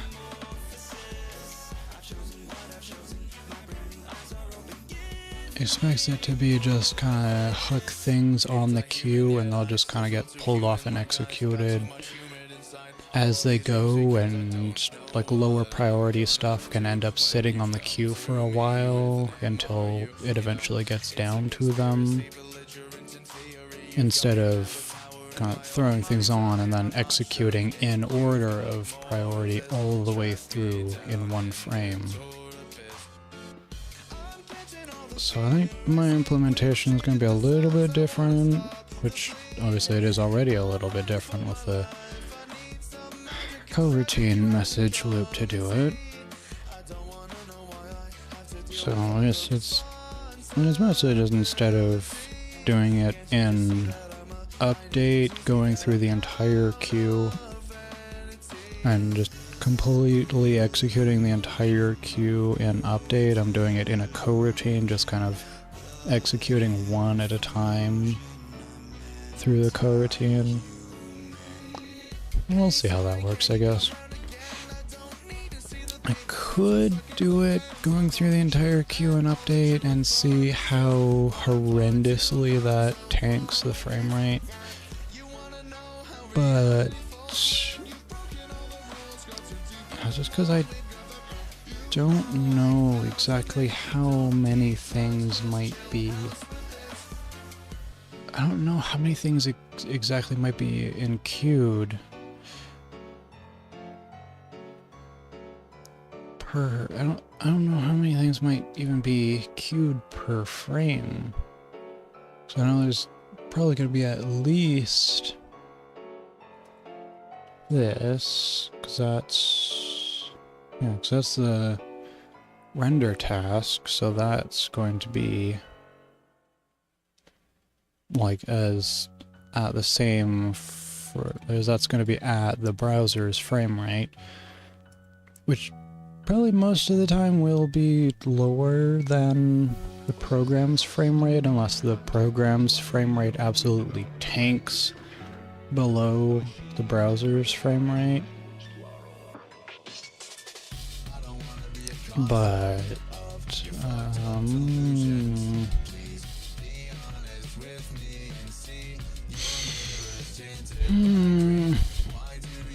well, yeah, so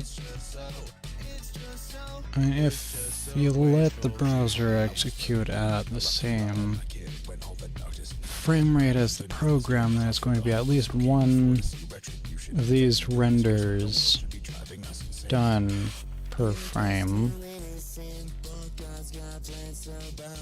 That's going to do some stuff, then it's going to queue to do that in, and oh, it's creating bitmap every time, huh? Okay, so just notice it. Yeah, if the rendered size doesn't match the set size, it recreates the bitmap for that render. So that actually does a lot of resizing a lot easier on that side. And resizing the texture 2D is pretty easy. So that...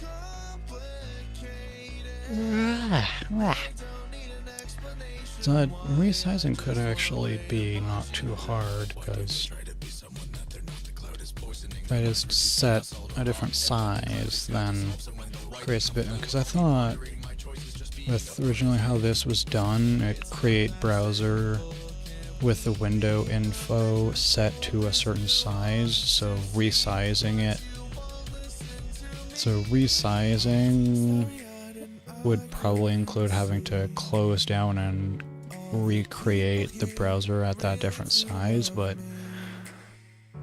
it seems like doing it this way with just calling initialize and then it just runs and renders and does everything is actually a lot better and easier for that, for dynamic resizing. But anyways, yeah. Anyways, so there will be at least one, right, if you allow it to run at the same frame rate as the program, there would be at least one render per frame, and then any, which doing it one at a time, an update would then mean only the render would be done in that frame. Nothing else would get done in that frame unless there was something higher priority than render, like send. There was something queued in at send priority, then the render wouldn't even get done that frame. But it also means if like a whole number of things are being added to the queue every frame, like this render, some higher priority stuff, some lower priority stuff, then going through the entire queue and update every frame, that could tank the frame rate by having to do higher priority stuff, then this render, then lower priority stuff, all every frame. So doing a coroutine kind of keeps update free to run at a decent frame rate, and then going one at a time in the coroutine. And yeah, so doing it one at a time in the coroutine here, we do the message loop work, then we execute stuff that's been queued, which does also often include the render of the frame. So then, so then that can run at however fast it runs, whether that's multiple times a frame or every so many frames, which honestly wouldn't be good if it was running slower than the frame. If the coroutine was running slower than the frame rate, that wouldn't be good at all, but let's just hope that it runs faster than the frame rate to get through things. Because I could go through the entire queue in the coroutine every time it's called, and that would ensure that the queue gets executed all the way through every frame. But that could also mean some things that could also then cause the coroutine to run slower than the frame rate that it's supposed to be keeping up with, which then could cause things that were supposed to be queued to be missed, and then some things just don't end up being executed. At least if I put a lock on the queue. Yeah, like at least if I put a lock on the queue when going through and executing everything in it, then anything that's tries to be put onto the queue while it's executing through it would just be completely missed. It wouldn't be added onto it. They wouldn't be found later. They're just missed. They're gone. If I don't lock it, then yeah, sure, those would be added, and then they'd be executed next go through. But then that could, like every run through, there could end up being just more and more for each run through, causing each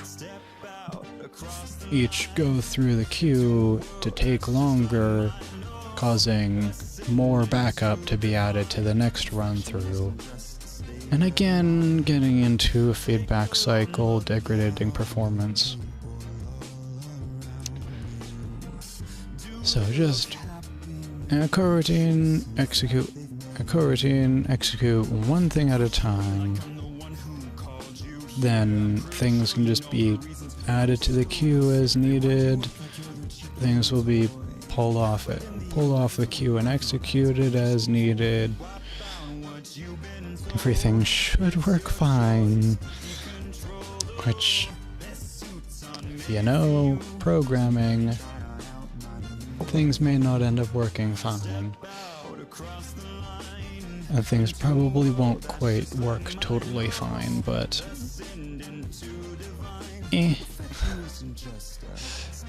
whatever. It'll be fine. Yeah, so instead of going through the entire queue one at a time in update, I do it in there.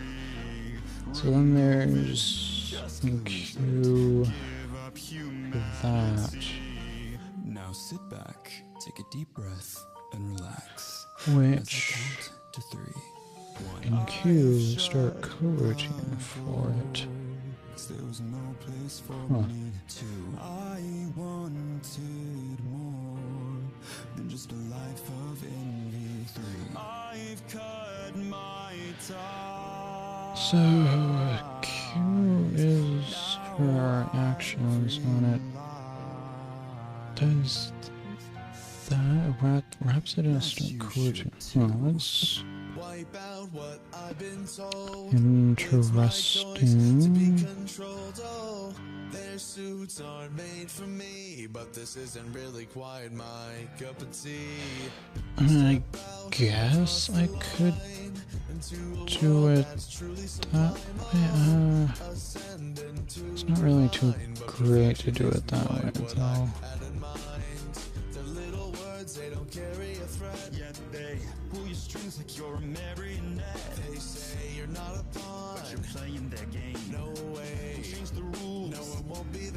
our way. Tick tock, there goes the clock, ticking on down. No, it ain't gonna stop. Oh, you've made your decision now.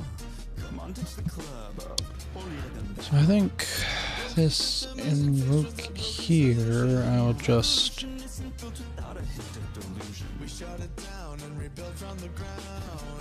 UI thread queue, add action priority. It just adds it as is, like that. Then invoke async.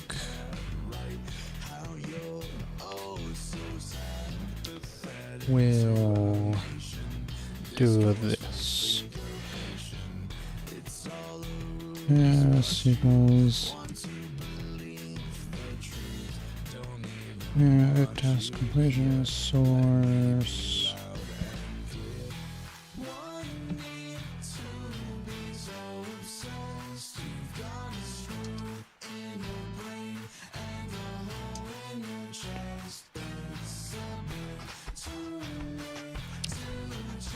Then it does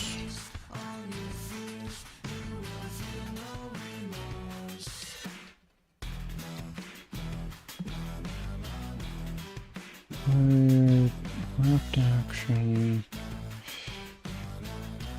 Try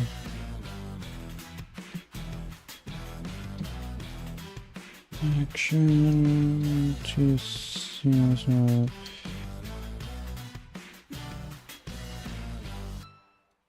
Try set result true.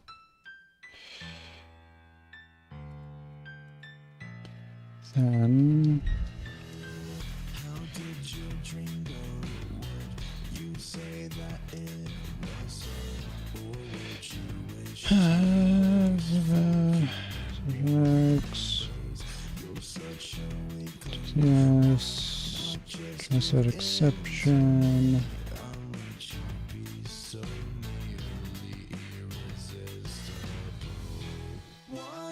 Then call invoke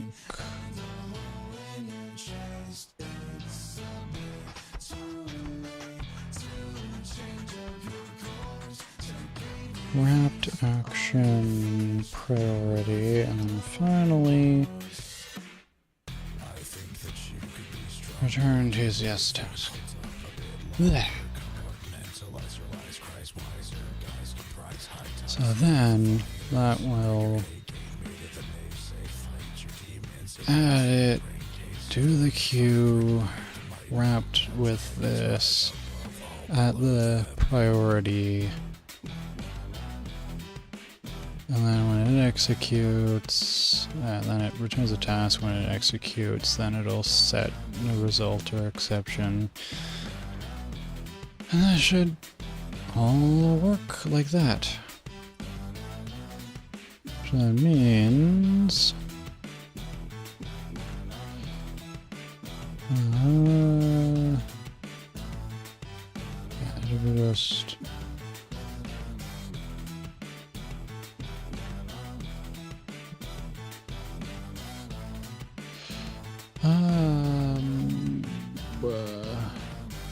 it's not static, so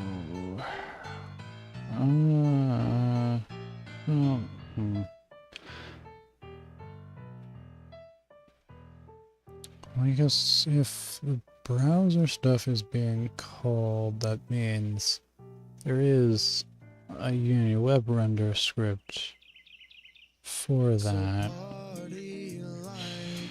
to be done.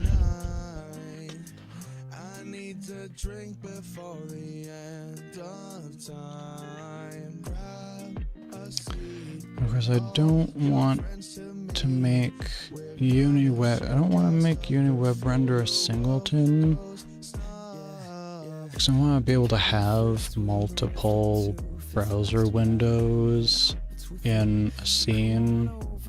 So, you know, you can have, like, for example, for the Beat Saber mod, you can have chat, you can have alerts, you can have other stuff open in browser sources.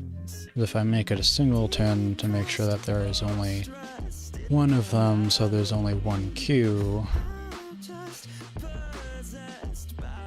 then you can only have chat or something else or an alert, or one of your alerts. It's not too great like that then, right? So I'm gonna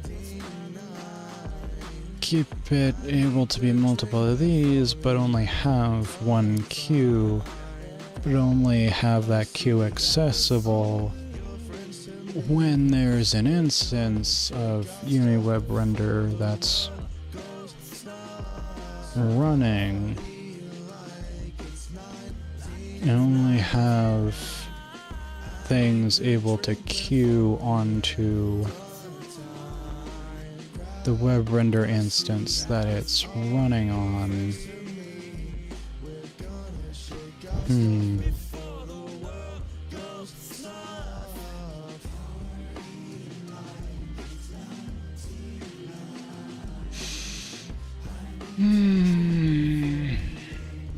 So I mean, the way it's like made is only to have one browser instance running at a time, I think. Which means all the callback stuff is just kinda comes from, which means like trying to call upon the queue of the trying to call upon the queue of the UniWeb render instance that started it up. It's gonna be a little difficult, I think. Cause like I could get I could just call get component and I could just get the I could just call get components and get a list of all the UniWeb render components in a scene and just call upon one of those to add things to its queue. Obviously that's probably not gonna work too well.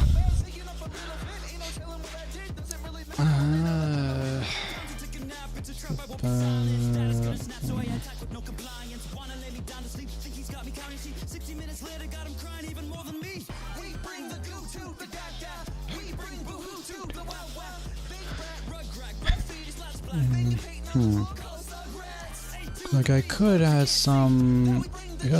add something that would be a unique identifier.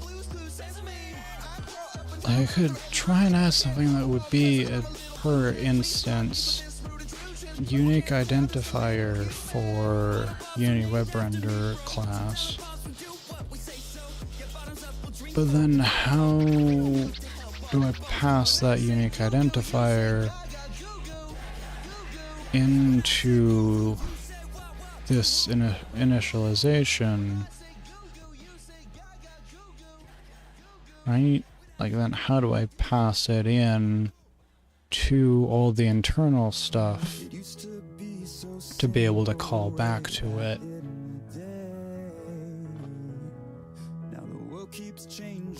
And if I'm doing that, then I might as well just directly pass in. I might as well just directly pass in the instance of the class. Right? Like, if I'm doing that, then I might as well just pass in the instance of the class instead of an identifier and then having to try and search and find the right one. But how would I pass that in for this to work? Because, you know, if I have...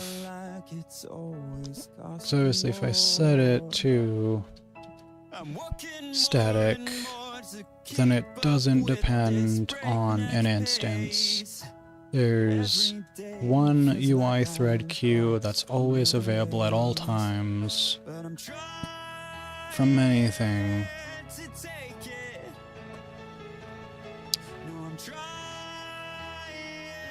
And then obviously both of these have to be made static as well, then of course, so that they can actually, you know, call to have them added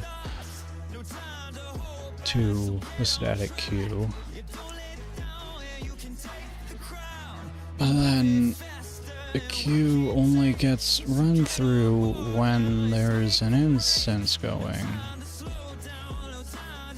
Right. Which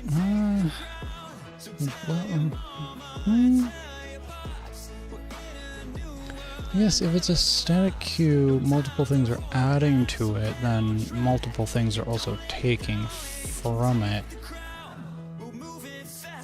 And theoretically, things are only going to be added. Yeah, theoretically, things are only going to be added to the queue when there's an instance to be executing things from the queue, because none of the rest of the internal stuff even starts up until an instance of this starts it up. So if things are being added to the queue, there's an instance that's started up the stuff that's adding it to the queue, which means it's here executing things from the queue. Which I guess I should also make sure that it's not just gonna always try to execute something from the queue. I should probably actually make sure that there are things in the queue. And then also remove things from the queue after they're executed, so that I'm not constantly executing the same thing over and over.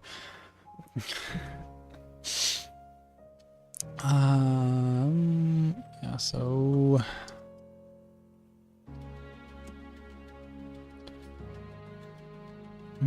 third queue...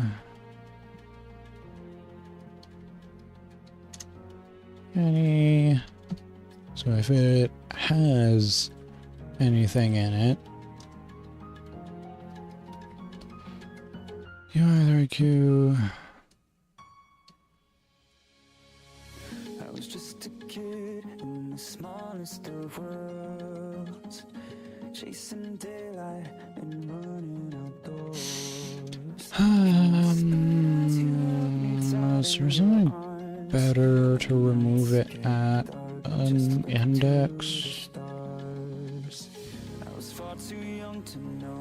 It'll depend as things. Arrange cast contains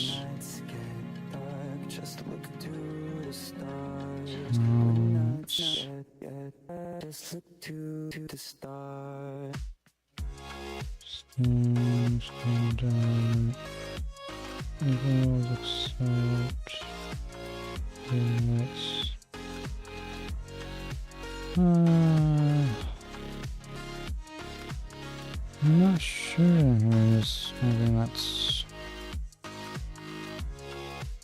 Nah.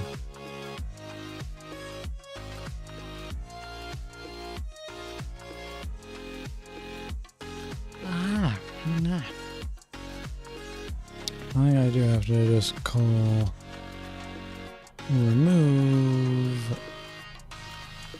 I found a shadow, something hidden in me. thread queue. And all the walls began to close on. Oh, the same old walls First that shelter node key. me. The shadow grew It's a little bit roundabout than just remove at index of the first, or just remove first or something, but it works. It gets the key of the first thing and it removes it, which is what we want. We want it to remove the first thing, and that's what it does. It works, I guess. So, then I guess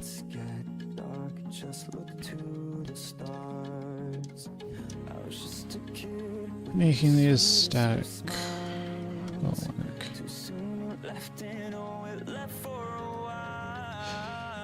Because then, well, there's multiple of these running, then there's going to be multiple message loop coroutines going. Which means if there's multiple of these going, adding things to the queue, like if multiple renders are being added to the queue, there's going to be multiple of them to execute those renders off of the queue.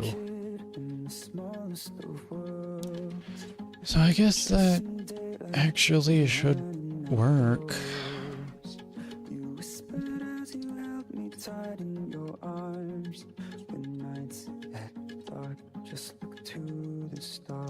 And I don't need that, because it just returns a task itself.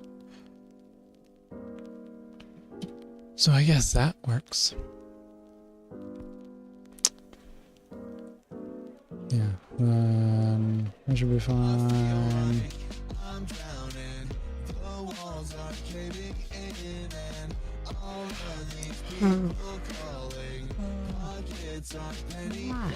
Bleh.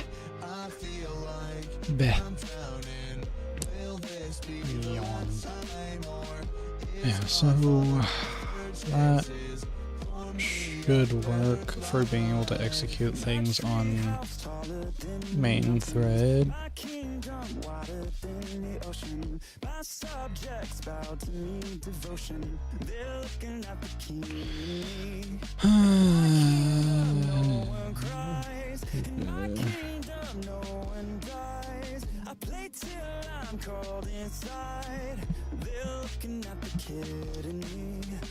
Yeah, so that, I guess, will work for that. Which means these renders will actually execute.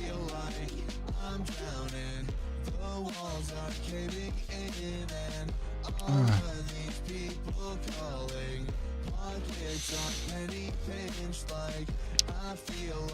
Yeah. But in order to get the rest of this,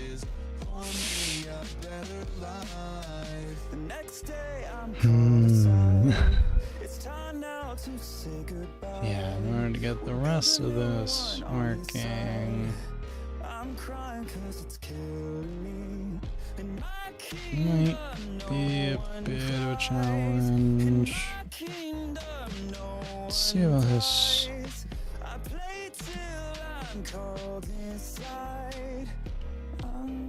Writable bitmap. Here it's from bitmap source. One day I'll find my way. I buy a plane ticket and I'll fly away. One day it won't be the same. I'll leave this old place where I stay today. West Coast winds in my future. I'll pack my bags and look for some There's a couple of those. Number of properties.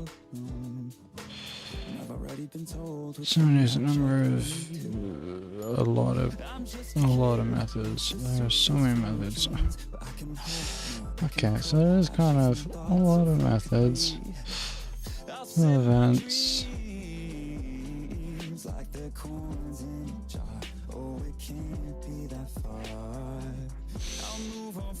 It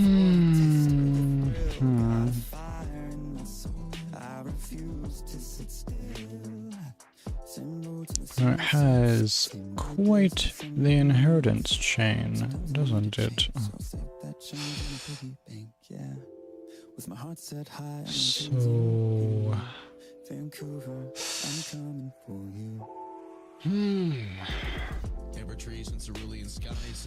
It's either I kind of try and implement some of that to get it functional, able to work,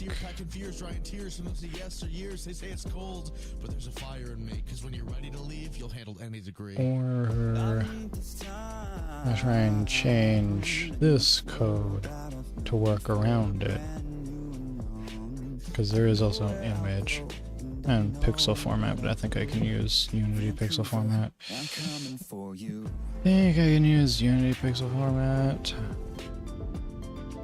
Which, at least there is a source for this one, and it's only object marshal by ref object, which that is just system runtime, so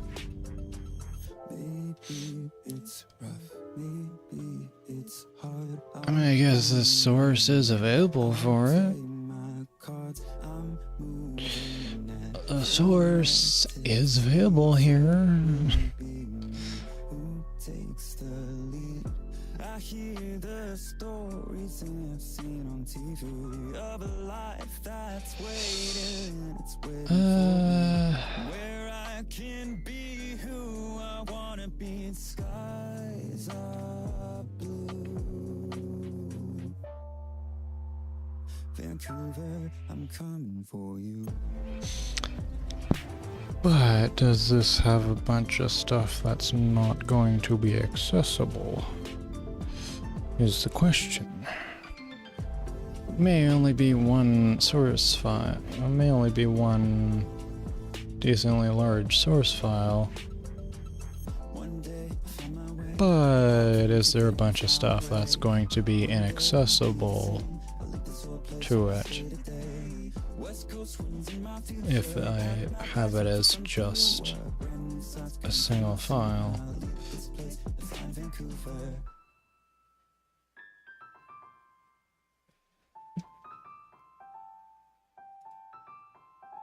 Well,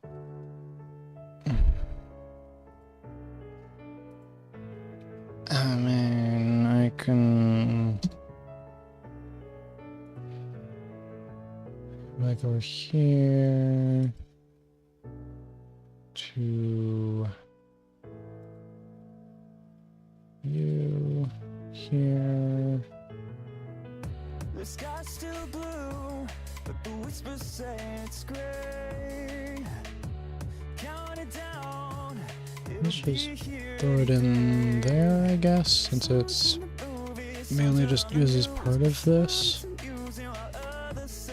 And including project.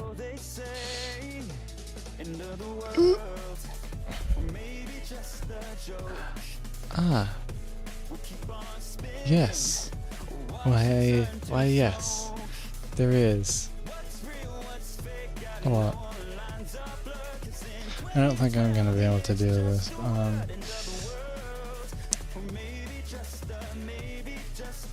Well. How exactly does it use image? Here.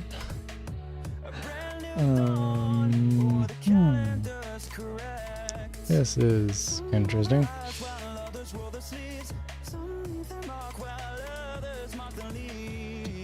I'll just go Control F on that. Yeah, so there's image. So I need to be able to set the source to bitmap. I need to be able to invalidate visual on it.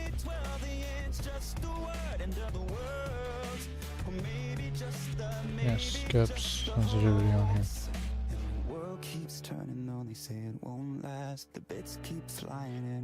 Set content also needs So we don't have an image, I guess. Alright.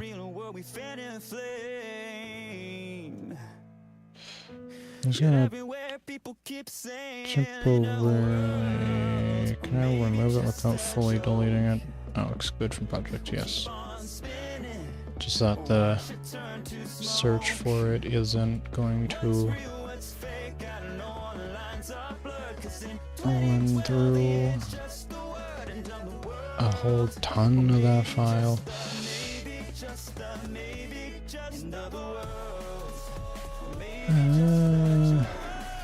So create image, just gonna create. So set content. So it has to be able to go into content as well. Create image, so it has to have a stretch property and horizontal and vertical alignment properties. Okay. Rise and shine, morning listeners. It's a beautiful December 22nd with some clear blue skies and lots of sunshine. Create image, second create image. Web child. That's raw image, that's something else.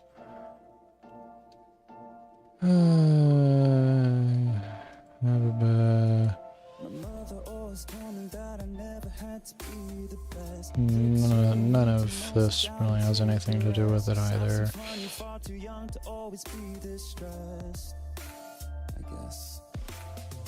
Look at my phone, I see a million people I don't know. They drive fast cars, they're rapping bars and making TV shows. I'm just a kid, can't get rid of feeling way too slow. So I look around at these strange stars that I see. I can't help but Image, go back, CEF image, so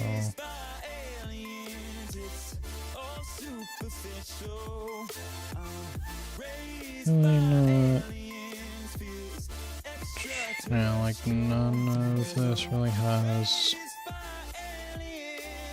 much of anything actually to do with the other type of image.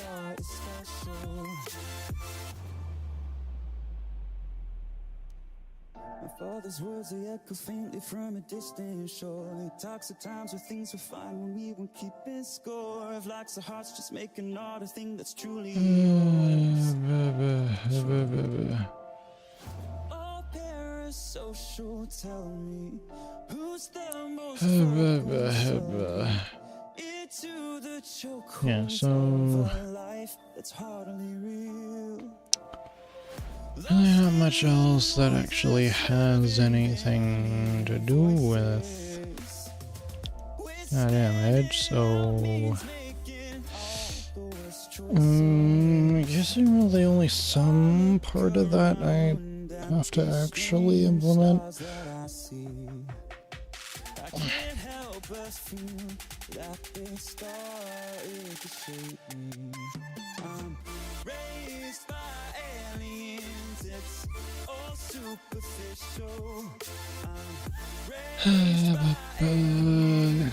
Not you. So there's this set content where there's the pop-up child has to take an image, I guess. So it is mostly just stuff in here to be done. So take a source.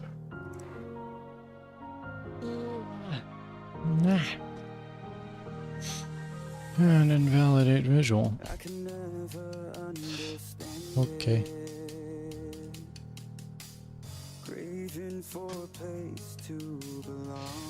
So, isn't there somewhere else that I use a pixel format? Texture format.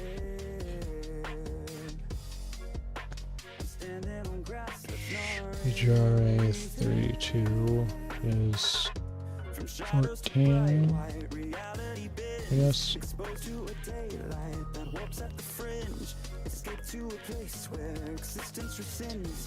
As I could see, if swapping in texture format would work for some of this at least.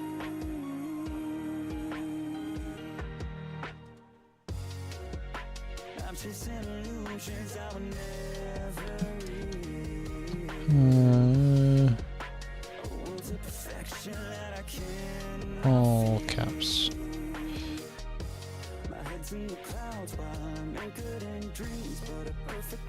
Is there a non-transparency? Oh, there isn't. There's only BGRA, which BGRA is kind of a little weird, but it's not really anything of RGB, maybe transparent alpha or transparency on the end, so RGBA, or maybe on the front, so ARGB, but completely reversing the order and going BRGA or BGRA. Sure. I suppose.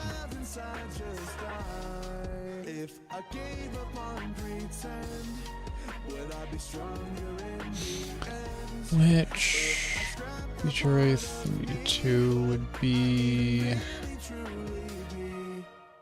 16:8, so that would be 8 bits per pixel.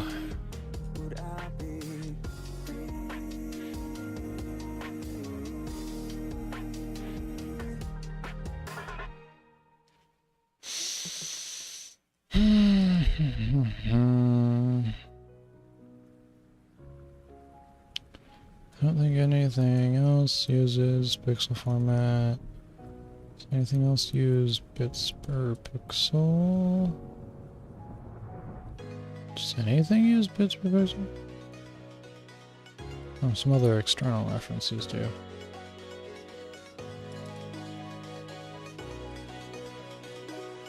Oh, one of the render thread, I guess, does.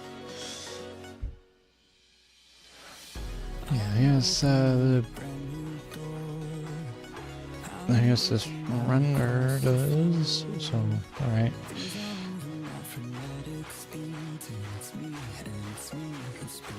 Yeah, no, it's like pixel format, that uses it. Yeah, so I need to figure out a replacement for that writable bitmap.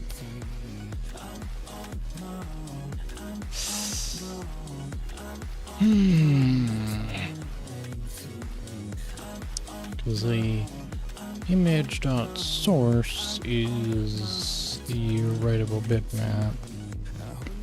Begin bitmap, update, locks it, and then returns a thing that will invalidate the visual and then unlock it again. Okay.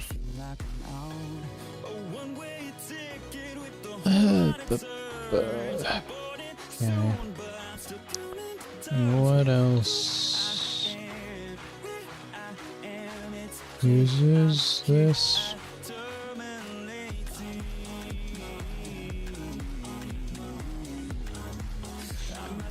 So there's that there. There's this down here. And invalidate visual.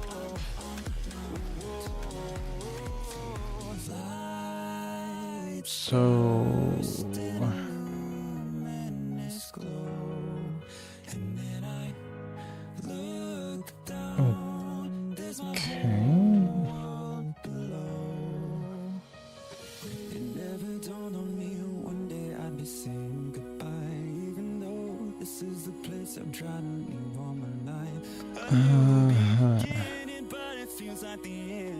when you're trying to set bitmap scaling mode,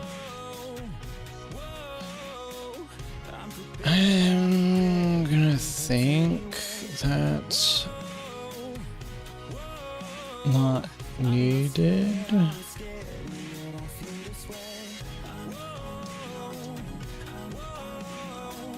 Sure. I'm just going to assume that's not needed.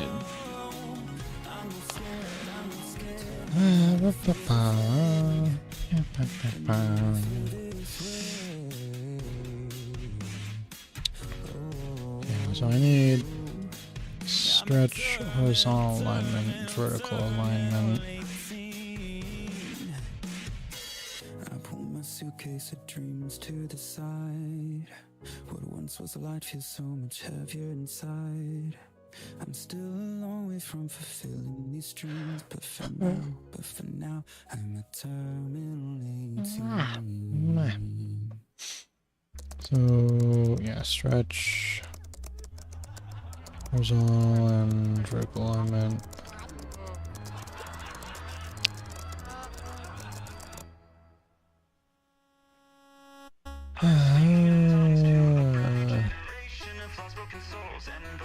Is there a way to search this file specifically? I'm not sure. But yeah, so there's image, project data from file, from the stream. I guess I can re-include that. No, I'm done with it.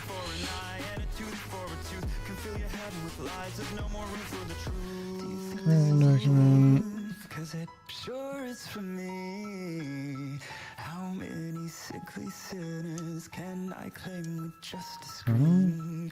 And all your thoughts and give them to me. Wait, where was that? Where was it? Where was it? There it is. If they can't learn to pray to my lovely I'm guessing stretch is probably from iMage. Then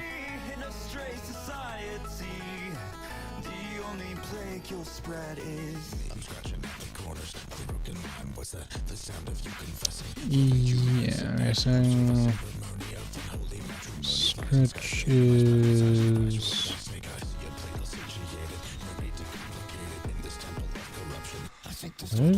be from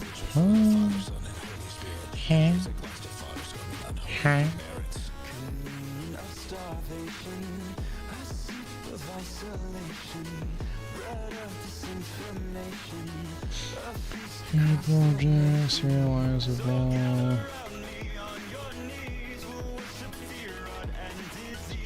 Okay. Yeah.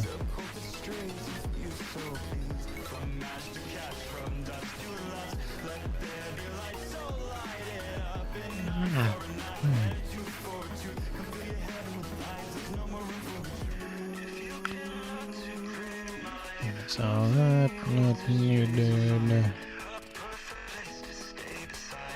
Yours are not needed. You're not needed.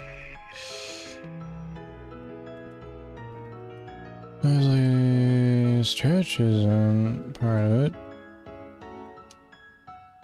Is horizontal alignment? No.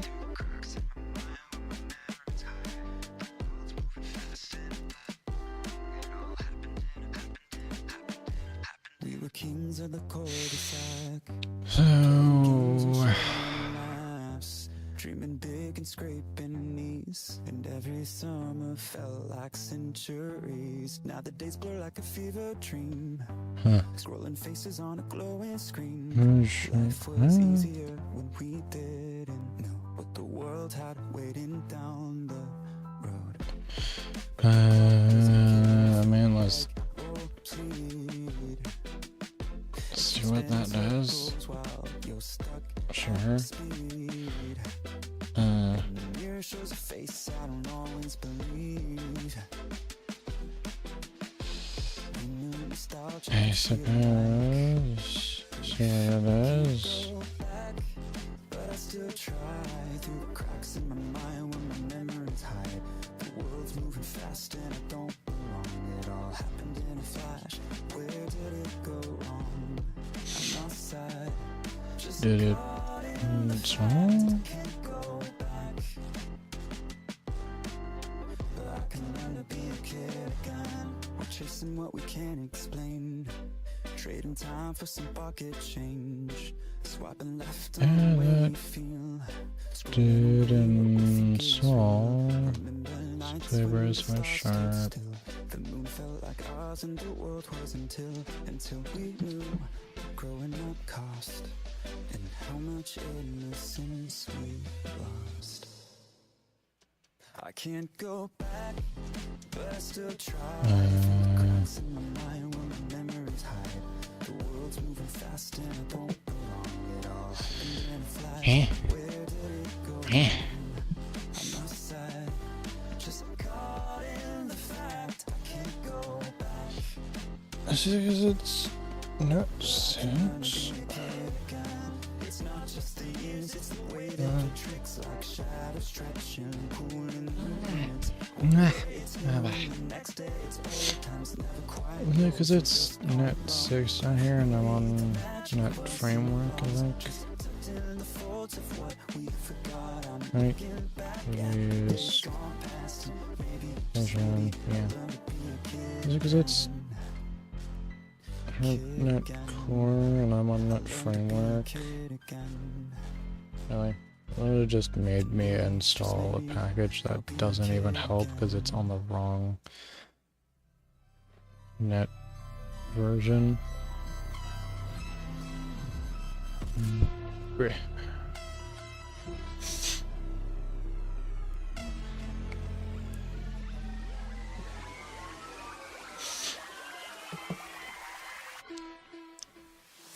When I said that I was gone, I didn't mean by moving on.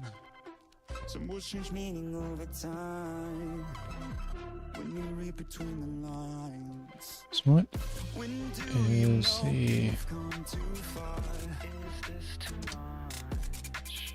I've image? fallen short or trying too hard. Is this enough? Leaving behind what people did, burning bridges and cutting ties. Sometimes to let things live, you must let things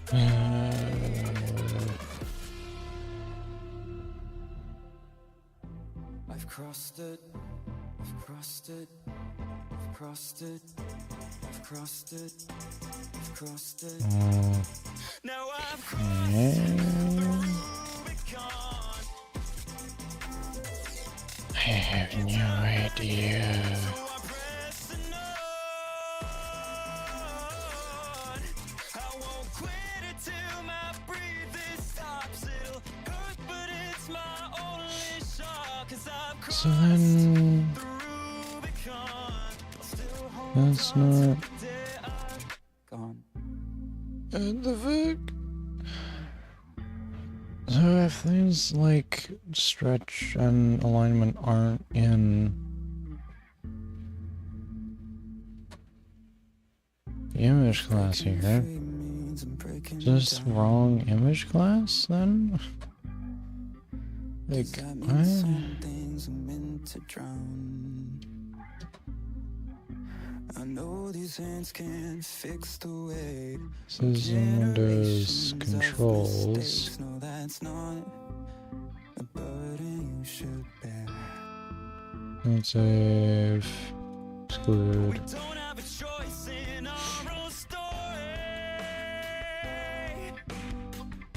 We'll pick up the pieces just to make it whole.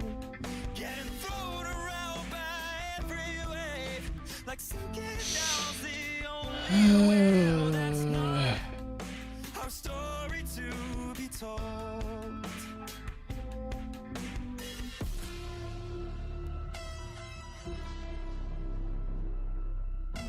We've crossed it, we've crossed it, we've crossed it, we've crossed it.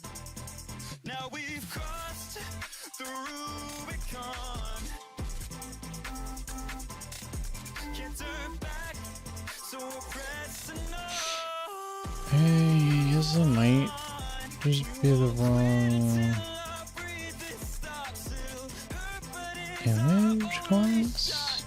Because that's from system drawing. I think it's coming from system Windows controls, or probably system Windows media imaging is probably the one it's actually coming from. Oh, no, it is system Windows controls.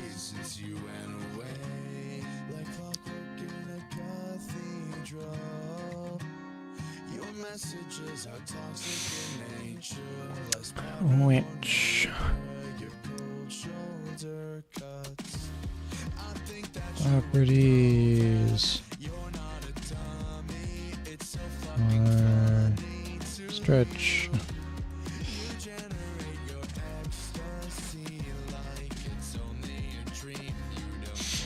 And it also follows quite the inheritance chain, being part of that.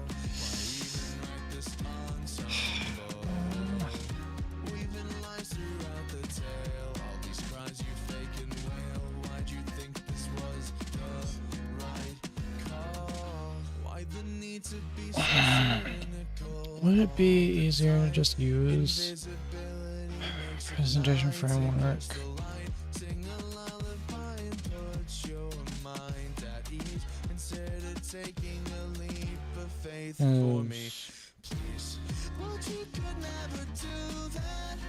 Trying to get this all to work out. It's obviously not being very easy. I mean, it's only a couple things from image that I need for it.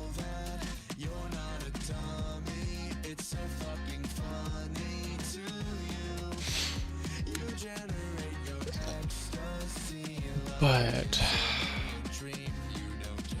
I mean, yes, there's only a couple things I need from image anyways. Hopefully. It might be easier just to implement those couple things that it needs out of image instead of trying to import the presentation core as a reference in Unity, because as currently see, it can't, because it's missing multiple other things, which using it and using it in Beat Saber for a mod also incredibly difficult. So I think I would rather just implement them, which I'm just gonna put. So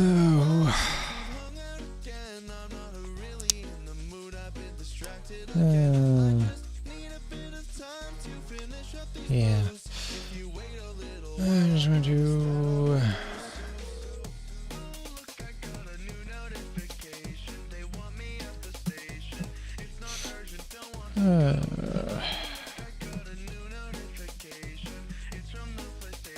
other class image. Yippee. Anyways, yeah,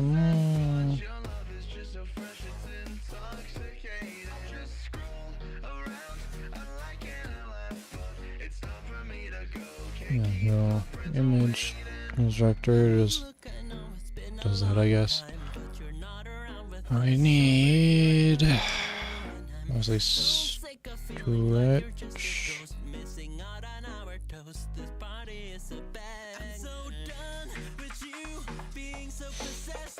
which is a Windows Media Stretch.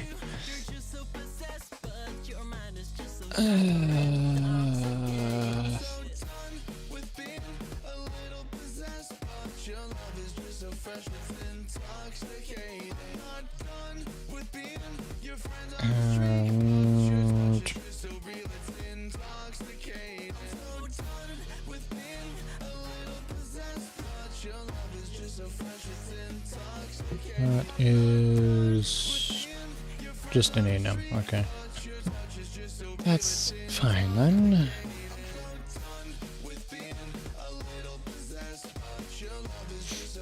Jessica.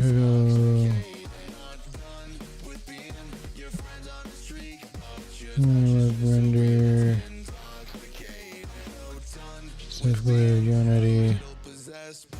Since it is kind of just specific for the Unity stuff here.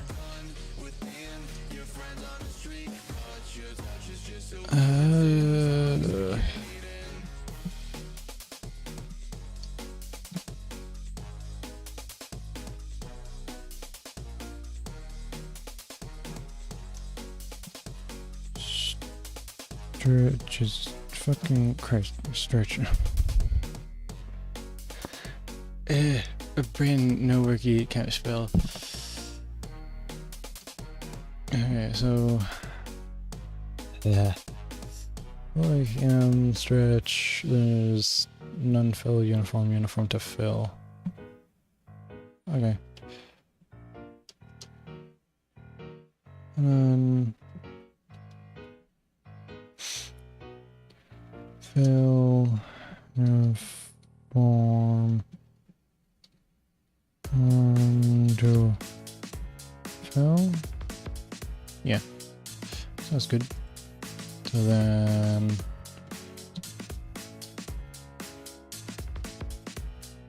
stretch, get set. Is it a get set? Yeah, get set, uppercase, okay.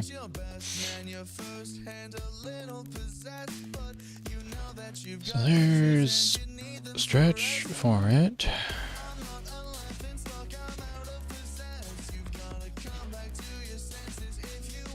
So it needs to be public stretch. Right,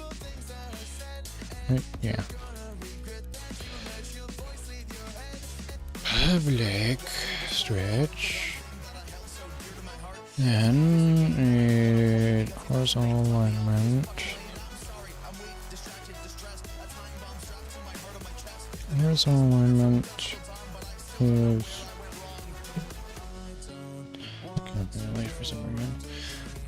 Horizontal alignment is System Windows horizontal alignment. Also from presentation framework, so that's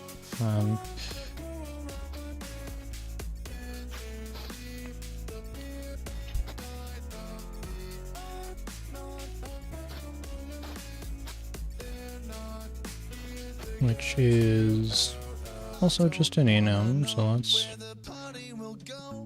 perfectly fine.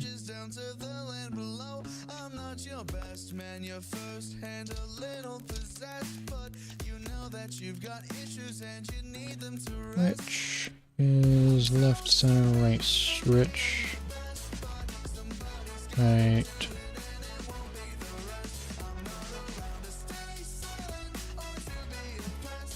Yeah, left, center, stretch. Which doesn't really need those. Do I even need the 0 on it, or does it just... Yeah. That's fine. Then...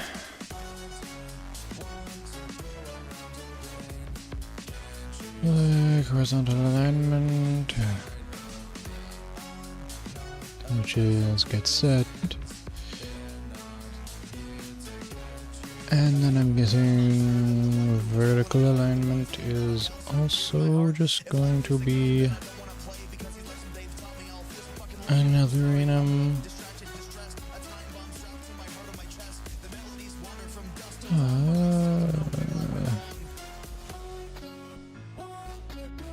vertical alignment, which, yep, top, center, bottom stretch. Okay, bottom stretch. Yeah, what?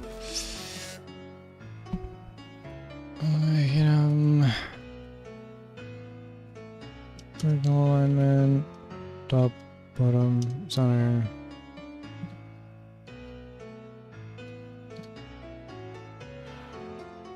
I just do a 4, top, bottom, center stretch. Top, center, bottom stretch. Okay. And yeah, that's just boop. Same as those. Okay.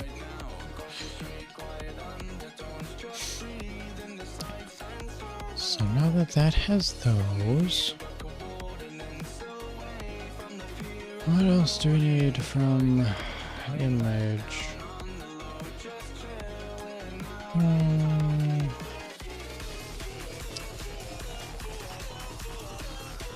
Not much else. Just not in this file.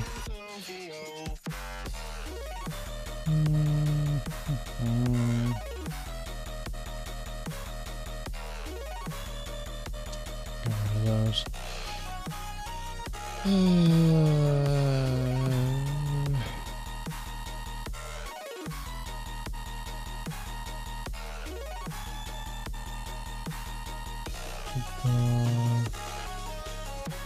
Yes, tilt-up timer is probably also not needed.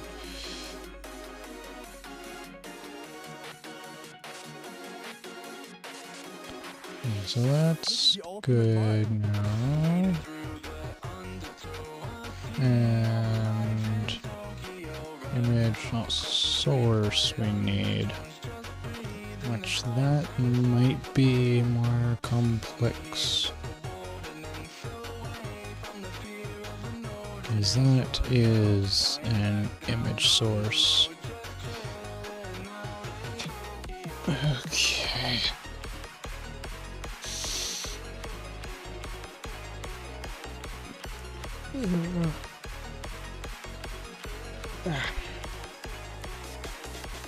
Yeah, which is going to do some inheritance sharing as well.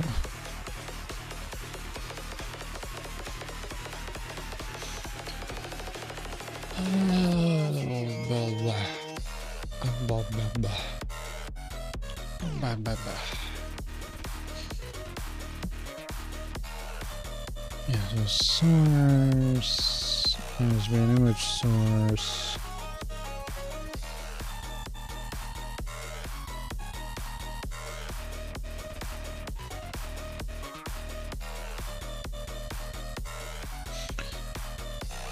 Which is image even really used much of anywhere outside of being set in here?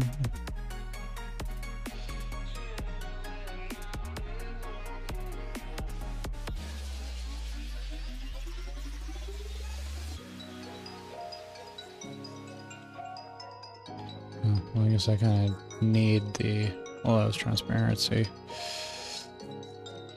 Fine. Fine. I'm gonna have your allows transparency.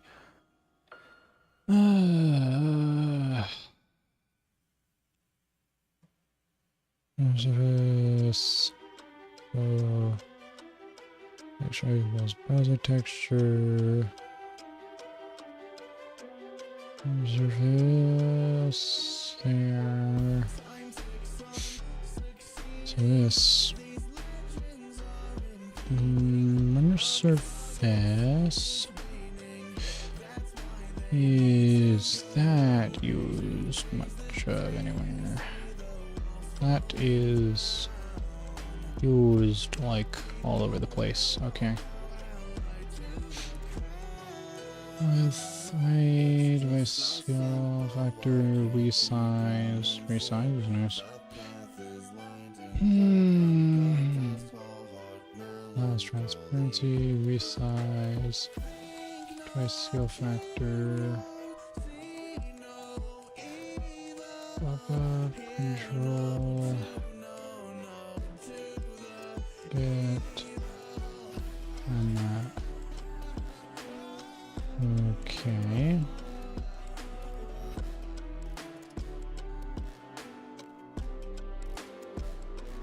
And where does this come from?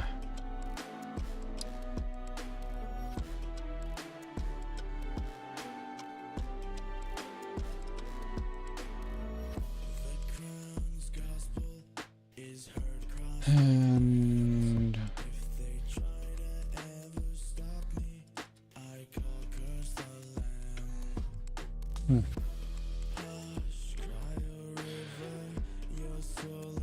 so I'm not sure that the image source is really even used anywhere. Or that the image in general is used much of anywhere.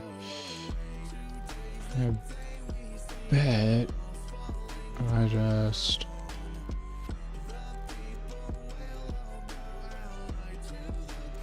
that won't really cause any issues. Alright then. Interesting. The image isn't really used anywhere or required by anything.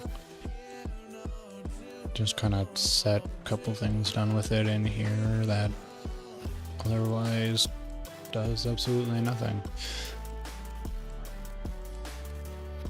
But this writable bitmap though. Oh boy. That's fun. Yeah, so yes. Boop boop. Writable bitmap.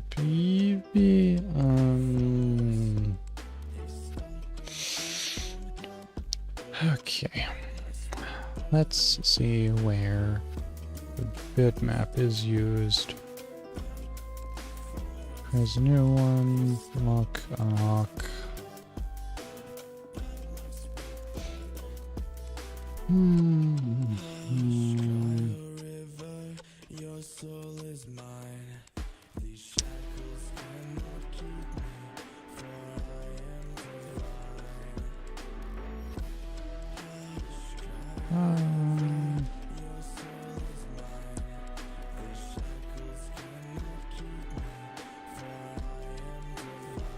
I think destination buffer was pointing to an int pointer on the writable bitmap, but now that I have it as the native pointer of the texture 2D instead, I'm not sure bitmap is needed anywhere.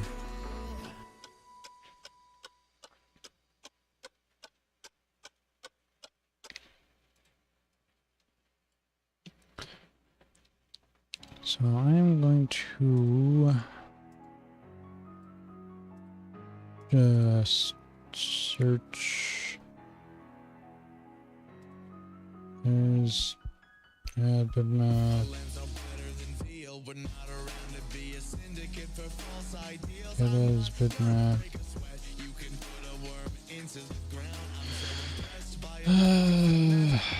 There's like a bitmap. There's bitmap.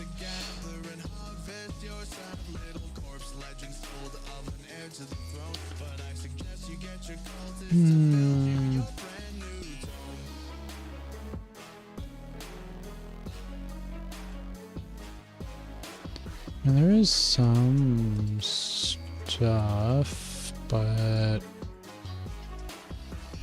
nothing that actually like explicitly uses bitmap from here. So like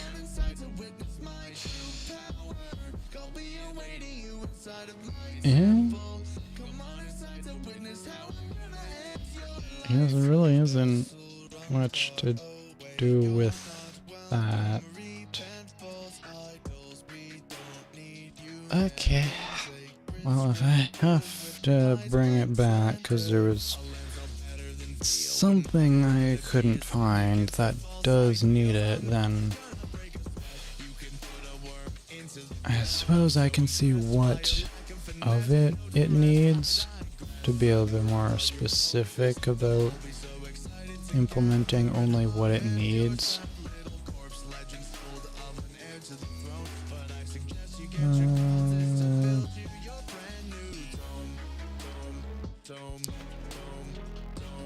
Yeah, just be more specific about what it needs would probably be best.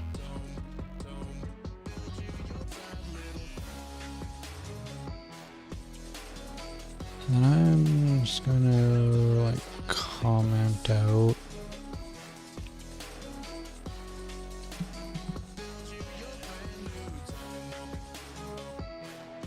hold on to this.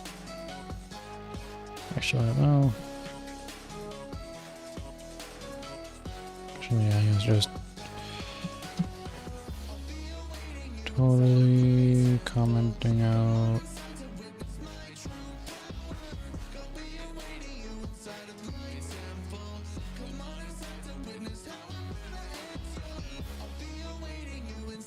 No. Yeah, so at least commenting all that.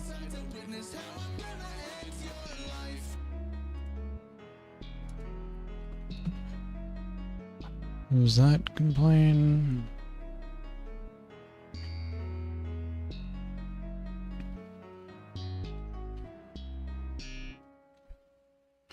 My control size changed. So I'll add. But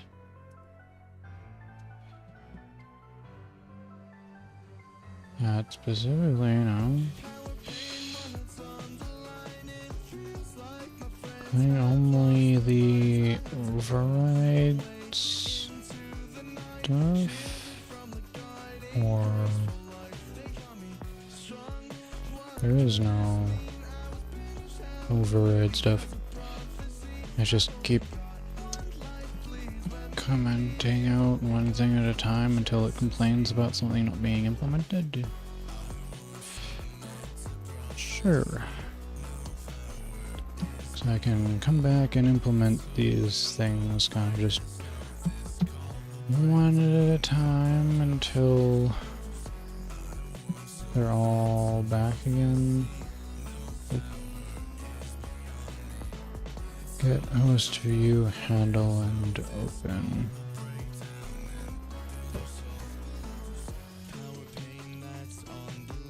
Okay, so it wants those couple. Guessing if I comment that out, it's probably gonna complain again. Yeah. Okay. So I at least have to have these functions down here.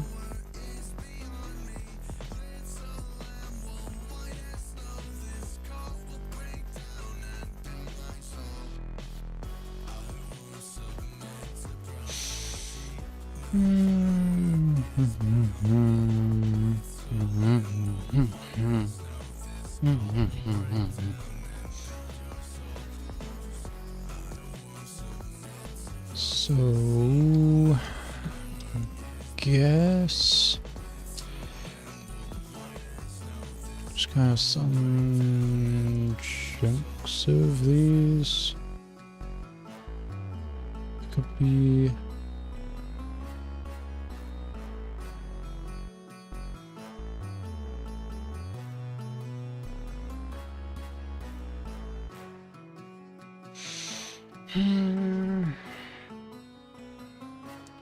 This So it probably does. Need some of this. Just better, so it would just be in your web render.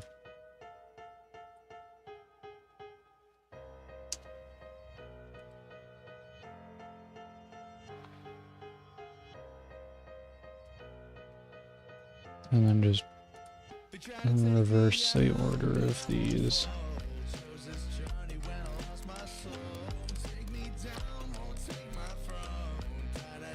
So that is an input priority.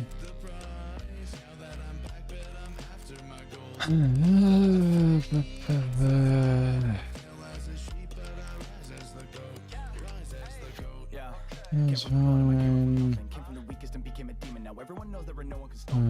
Probably just all of that one can be gone.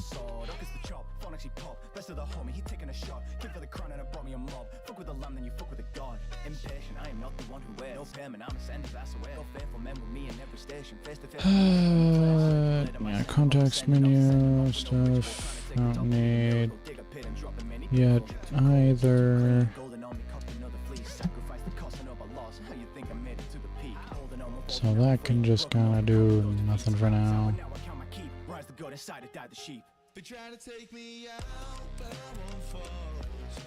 I mean, that just returns int pointer 0 anyways, unless it actually finds a window, which I don't think it's gonna find a window on Unity. So well,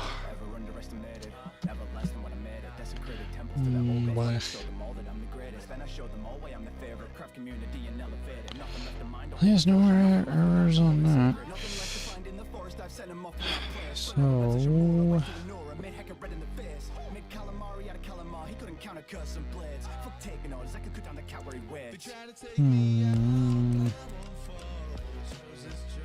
since that's an override, if I comment that out, it's going to not complain about an override missing.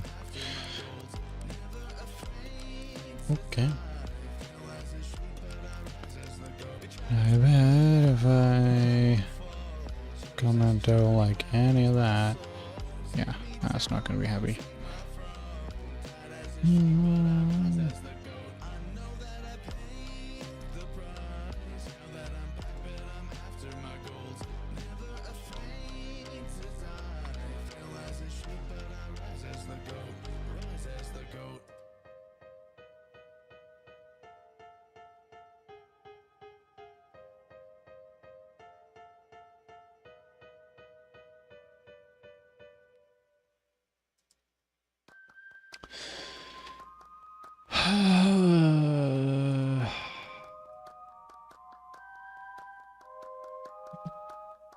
So if I just comment that out, create control, so let's do that.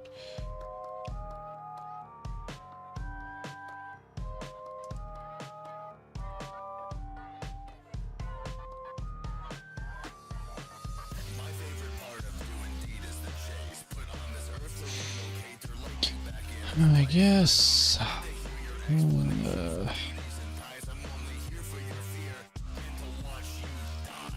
And control, since I just commented that out.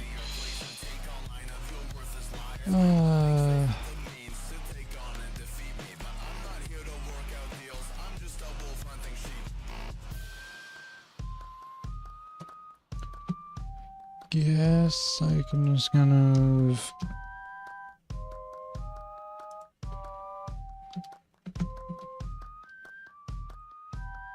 bleh. And then also comment out most of that. Because, like, none of that is needed yet.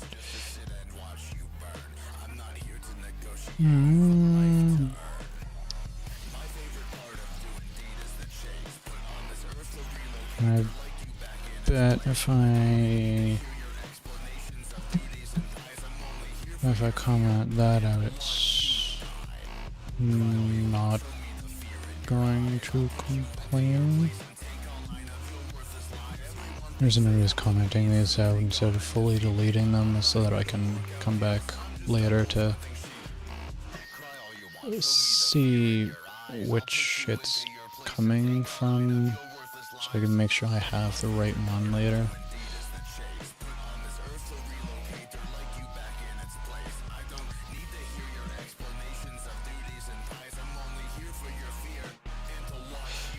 Well, at least some of these, it's just kind of been fine about me straight up getting rid of.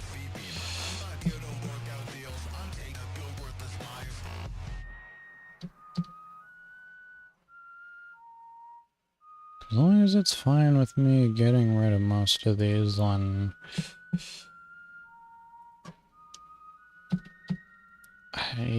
yes, I can come back to them later once I know that rendering actually works.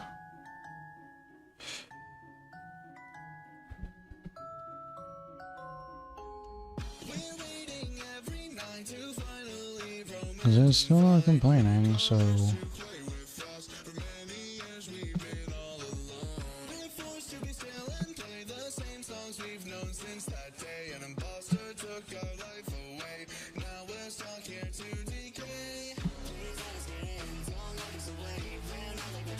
If it continues just not complaining about stuff, I can just comment out all the ones that are just gonna be broke and that I can't really keep at all because of something like that. Which really is a good chunk of these. I'm gonna see if I can just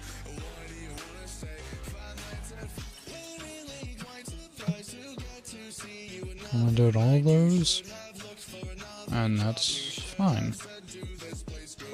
Okay. So now I can just comment out the parts that aren't needed.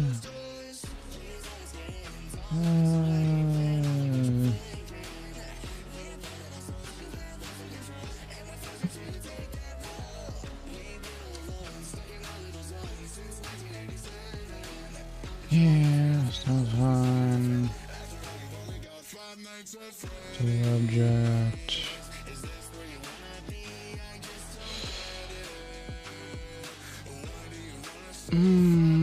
This one might be a little bit more.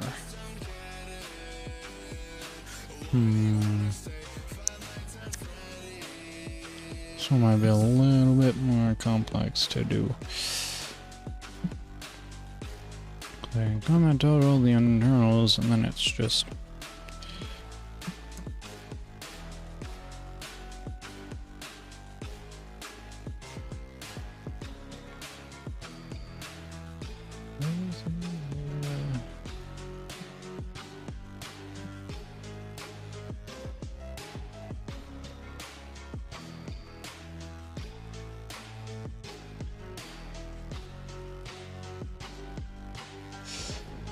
Am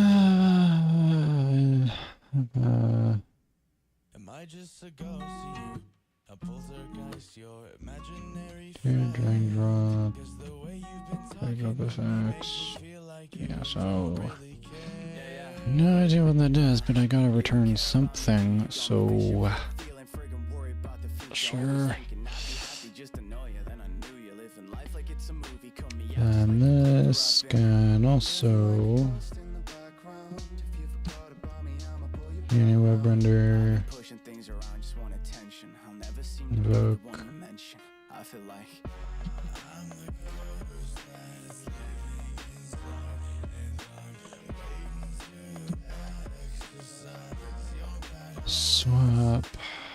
goes around.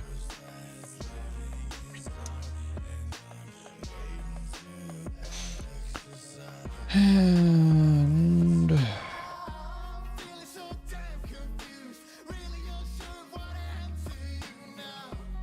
that, I guess, can also just all be cleared out.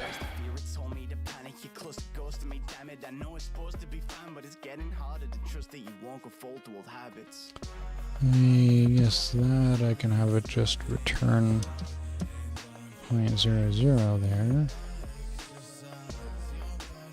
Set content. And there's no more errors in that.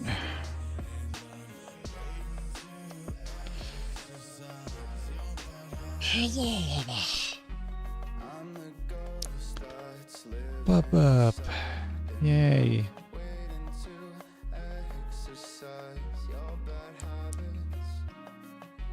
Fun. I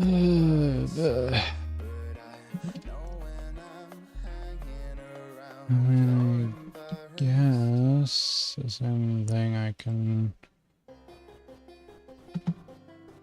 probably just do here.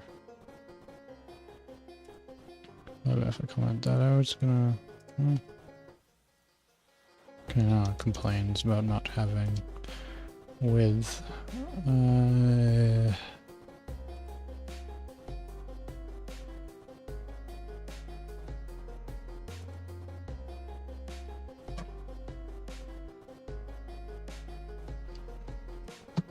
Zero.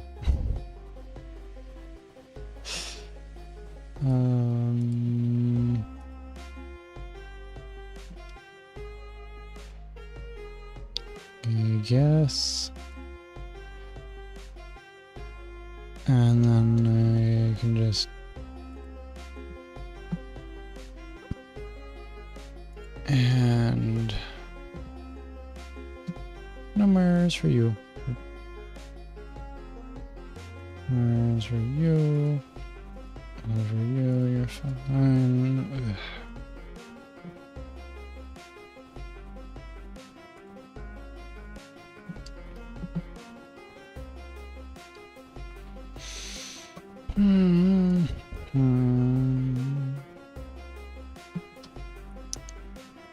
Really just commenting out a ton of stuff.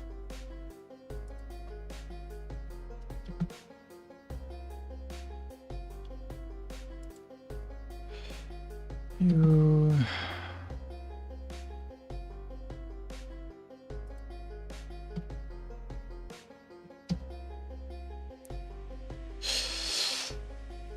Alright, what do we still have here? Those controls.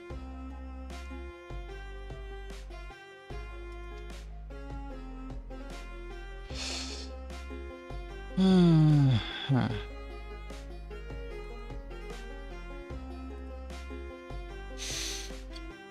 There's still so much to come down.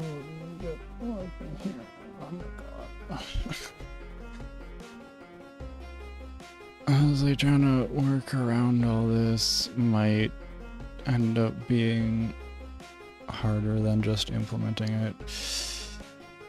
Because I'm gonna have to come around, like, I'm gonna have to come around to implement it all properly anyways, so...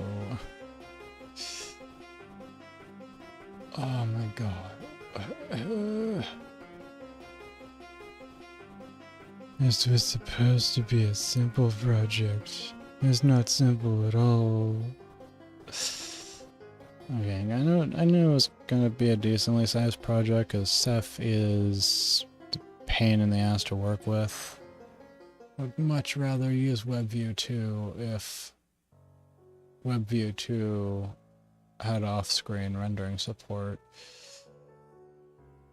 Which, hopefully in the future it does. Does...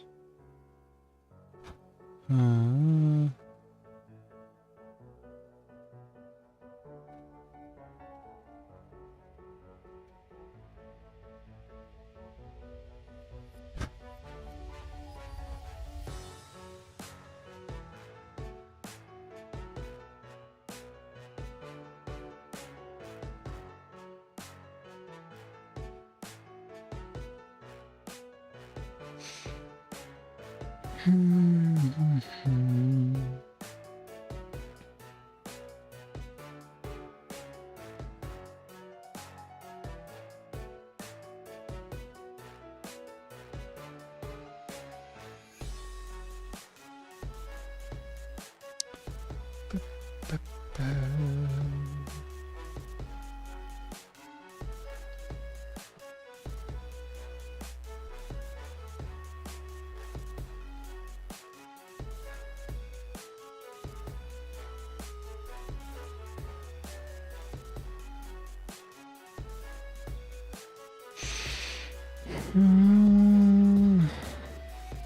think WebView 2, I think, still doesn't, but it is planned for off-screen rendering.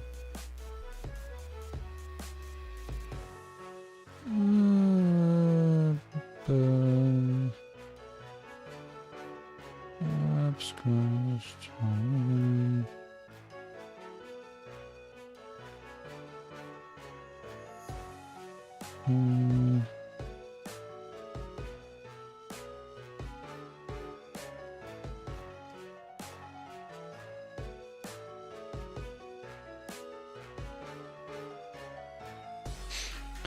Yeah, I mean, I could, like open up another window with the WebView 2 and then capture the window and write the window capture into a texture that like could work, but is kind of a janky workaround. That's very, very not nice.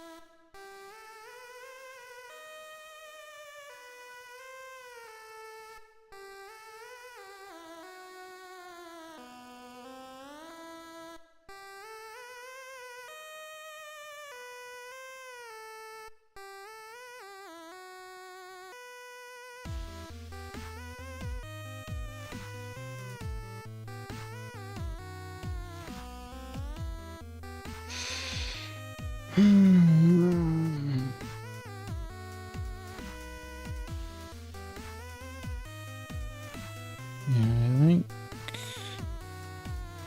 the only things I can find are still from a few years ago, saying yeah, it's high on our priority list. Yeah, high on our backlog for work to be done.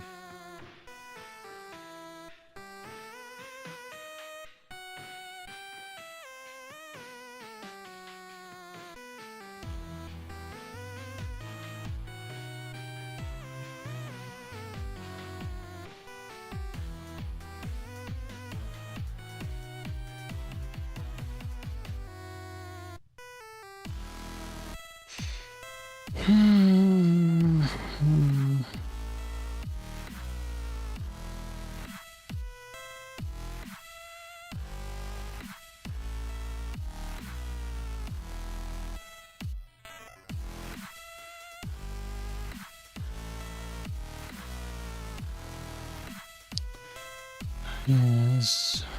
Still starting on design phase.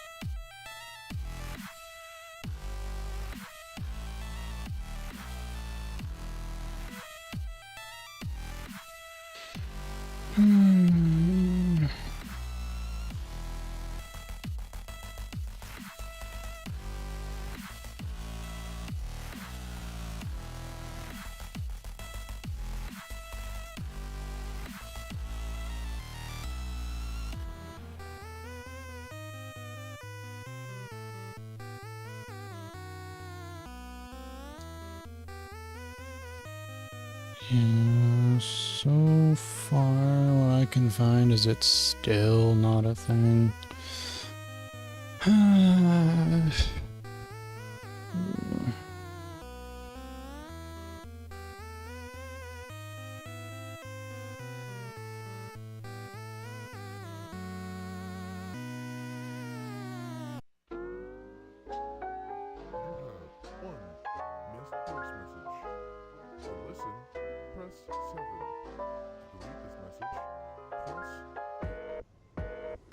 Hey, sorry, I didn't mean to miss your call. The radio was busted, it was frozen, I couldn't hear it all. It was being spent together. Vision of a seltzer bottle's contours between my homework and division. Like, I woke up in the morning feeling like I couldn't breathe, but would that really be so bad, living lifeless and so free? Because when I was younger, they'd say you should follow your dreams, but then they'd shoot it down and say that wouldn't let me be free. Just so many taxes and so many bills to pay, and how do you expect to get a job with this failure you call your grades? Against common belief, Yeah, still, as of just 3 weeks ago, still nothing. Yeah, so, yes.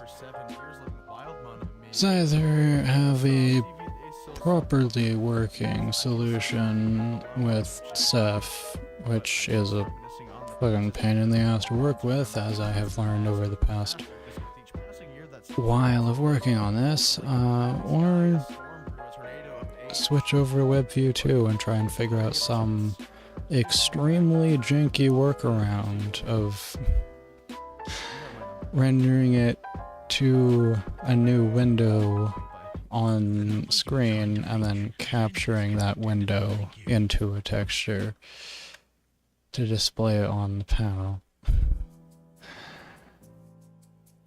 Which, of course, doing that, of rendering it to a separate window and then putting it in like that, trying to implement all the control stuff is going to be a lot more difficult as well. Whereas obviously CEF, I'm probably just going to do the translation layer framework for this to just kind of work and interface with Unity as is. So I can basically just get it at least rendering and then do the translation layer framework and just uncomment all of what I've commented so far and everything else that I'm going to be commenting out. And then it'll just work, hopefully. There'll probably be a lot of tweaks and fixes and such that I'll need to do, but at least it'll be at some state of working enough. But yeah, it's not much, honestly, so yeah, I'm a little bit late to end the stream here, though, but tomorrow's Friday, which would be what, Rust, fuck. Game servers are still kicking my ass, so I honestly might just continue working on this again tomorrow. Unless I can get the Rust server up by tomorrow.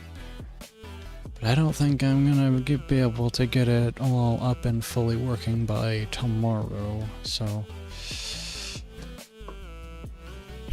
Unfortunately... Probably just working on the same thing again. But... Let's... see...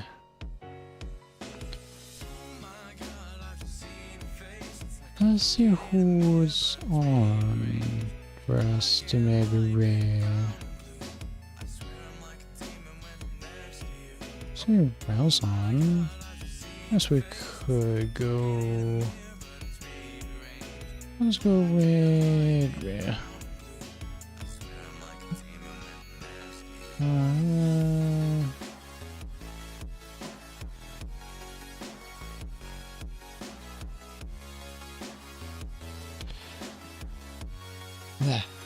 I didn't spell it right. They're playing Minecraft. Oh, can I not raid them? Oh. Never mind then, can't raid them. And who else do I have to raid then?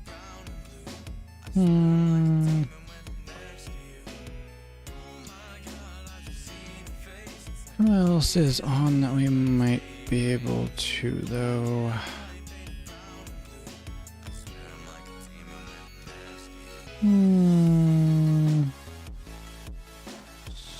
So, let's go see if we can... Oh, we're playing Blatcho.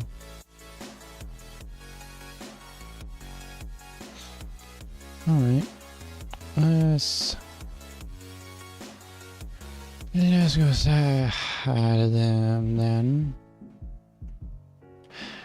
Wow.